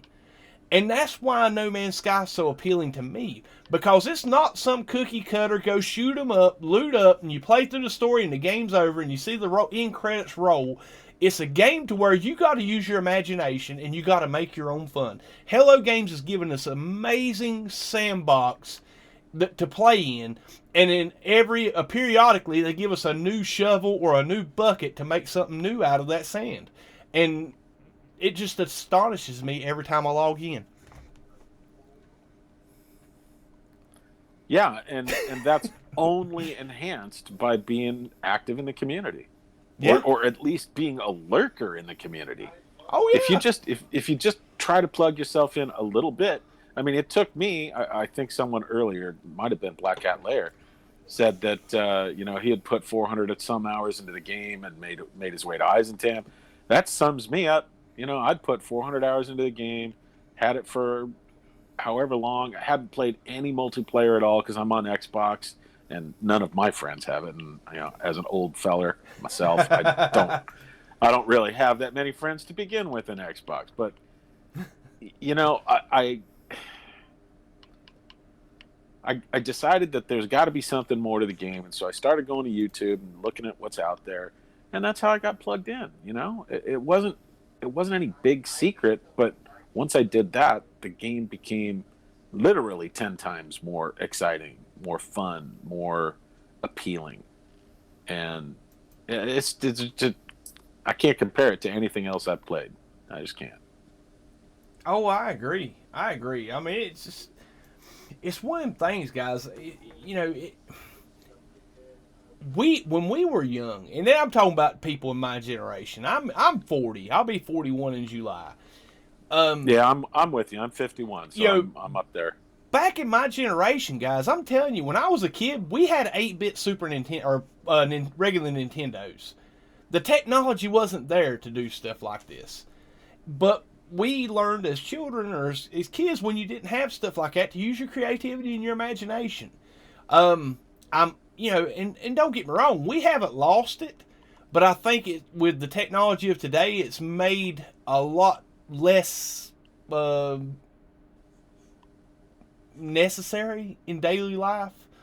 And I think that's why when, people in my generation because to be fair, most people, I look at my analytics, most people watch my channel or, I'm pointing at you, I'm calling y'all guys out. Y'all know who you are. Y'all are my generation. There's not a whole lot of, 15 to 20-year-olds watching the sword broadcast. This, some of y'all more stately fellers. I'm joking around, guys. I'm joking around. But, that is why we're so drawn to this. That's why we're so drawn to the community, because a bunch of like-minded people in this community that enjoy No Man's Sky. And like I said, guys, it's just a beautiful game. It's a beautiful developer. I can't thank Sean and the team over at HG for enough for what they do. Yeah, and keep doing. Oh, yeah. Free of charge for those of us that have bought the game. I mean, that's incredible. Heck yeah, guys. Well, I'll tell you what. Anybody oh, crap. We lost Black Cat. I just now noticed he dipped out. Welcome back to it, Black Cat. Sorry, dude. Yeah, having technical difficulties. Oh, no worries. Well, listen, we're going to go ahead and start closing down the show, guys. Any more closing comments from ewer.com? Let's see, Black Cat. Any closing comments, buddy? Well, listen, I just appreciate the time, appreciate the input you've given to the community, and just let everybody know that obviously the Galactic Hub Defense Force is here for everybody. It's there in the hub, and we're just there to serve other players and help other players when they're in times of distress. Not only that, with the mission planets, there to help everybody just, have a good in-game experience, and that's what we're here for. Awesome stuff, buddy. Awesome stuff. And listen, thank you, buddy. I'm telling you what, you guys do a great service to this community by being there during these community events to help prevent all this trolling. Well, I mean, I ain't gonna say all this like it's prevalent, but when there is trolling, y'all guys are there. And I can't thank you guys enough for what you do. You're the unsung heroes of No Man's Sky in these communities. And like I said, I just want from the Sword channel and the viewers, I want to thank you for doing what you do, and I let you know that we appreciate you for what you do. Well, thank you very much. Again. All right, .com, you got any closing comments, buddy? No, man, I think you're doing a fantastic job, and like you were saying, this is needed, and I appreciate it, man. It's fantastic to be able to put voices to names for folks that Black Cat. I know I've seen you on the NMS HQ on Xbox, and it's just great to be able to hear the ideas and things and thoughts that are on y'all's mind. I think it's great, and I really do appreciate this. So thanks for having this venue, Sword. Oh man, guys, like this is y'all guys' stuff right here. I mean, I'm just having fun with it, man. Yeah, I just old man that plays a game. But listen, guys, I'm definitely glad I was able to do this podcast. Thank every single one of you guys that's came along and been a part of the stream. What I'm going to do is I'm going to drop a channel link in the chat for you guys. This is an awesome, and we're going to go ahead and pull him up on the display capture here. This is an awesome channel called Beeblebum Go. Definitely a great friend of the show. He's currently live at the moment, guys. And what I want you to do is we're going to close out the stream. I want you guys to click that link. If you're not subscribed, make sure you subscribe when you jump over there. But what we're going to do is jump over and raid Beeblebum's channel and jump in his chat. And we're just going to go sword raid or hashtag sword raid, whatever you young kids do these days. But yeah, let's go on over here and let's raid Beeblebum Go, guys, because he's an awesome glitch builder, great base builder, part of the PBF or the Pan Galactic or PGF Pan-Galactic Builders Federation. Guys, go show this channel a little bit of love. Smash that like button. Let's go do this old-fashioned sword raid. We will see you all on the next stream. I may be doing Fortnite later. I don't know. It might be No Man's Sky tonight. I haven't made up my mind. We'll know after dinner, and I'll keep you posted in the Discord, guys. But I want to give you all you guys thanks. Thank you to all the guests that came on the show tonight. Much appreciated, guys. Thank you all for your viewer time and for your comments in the chat, guys. I look forward to seeing you on the next stream. Peace, guys.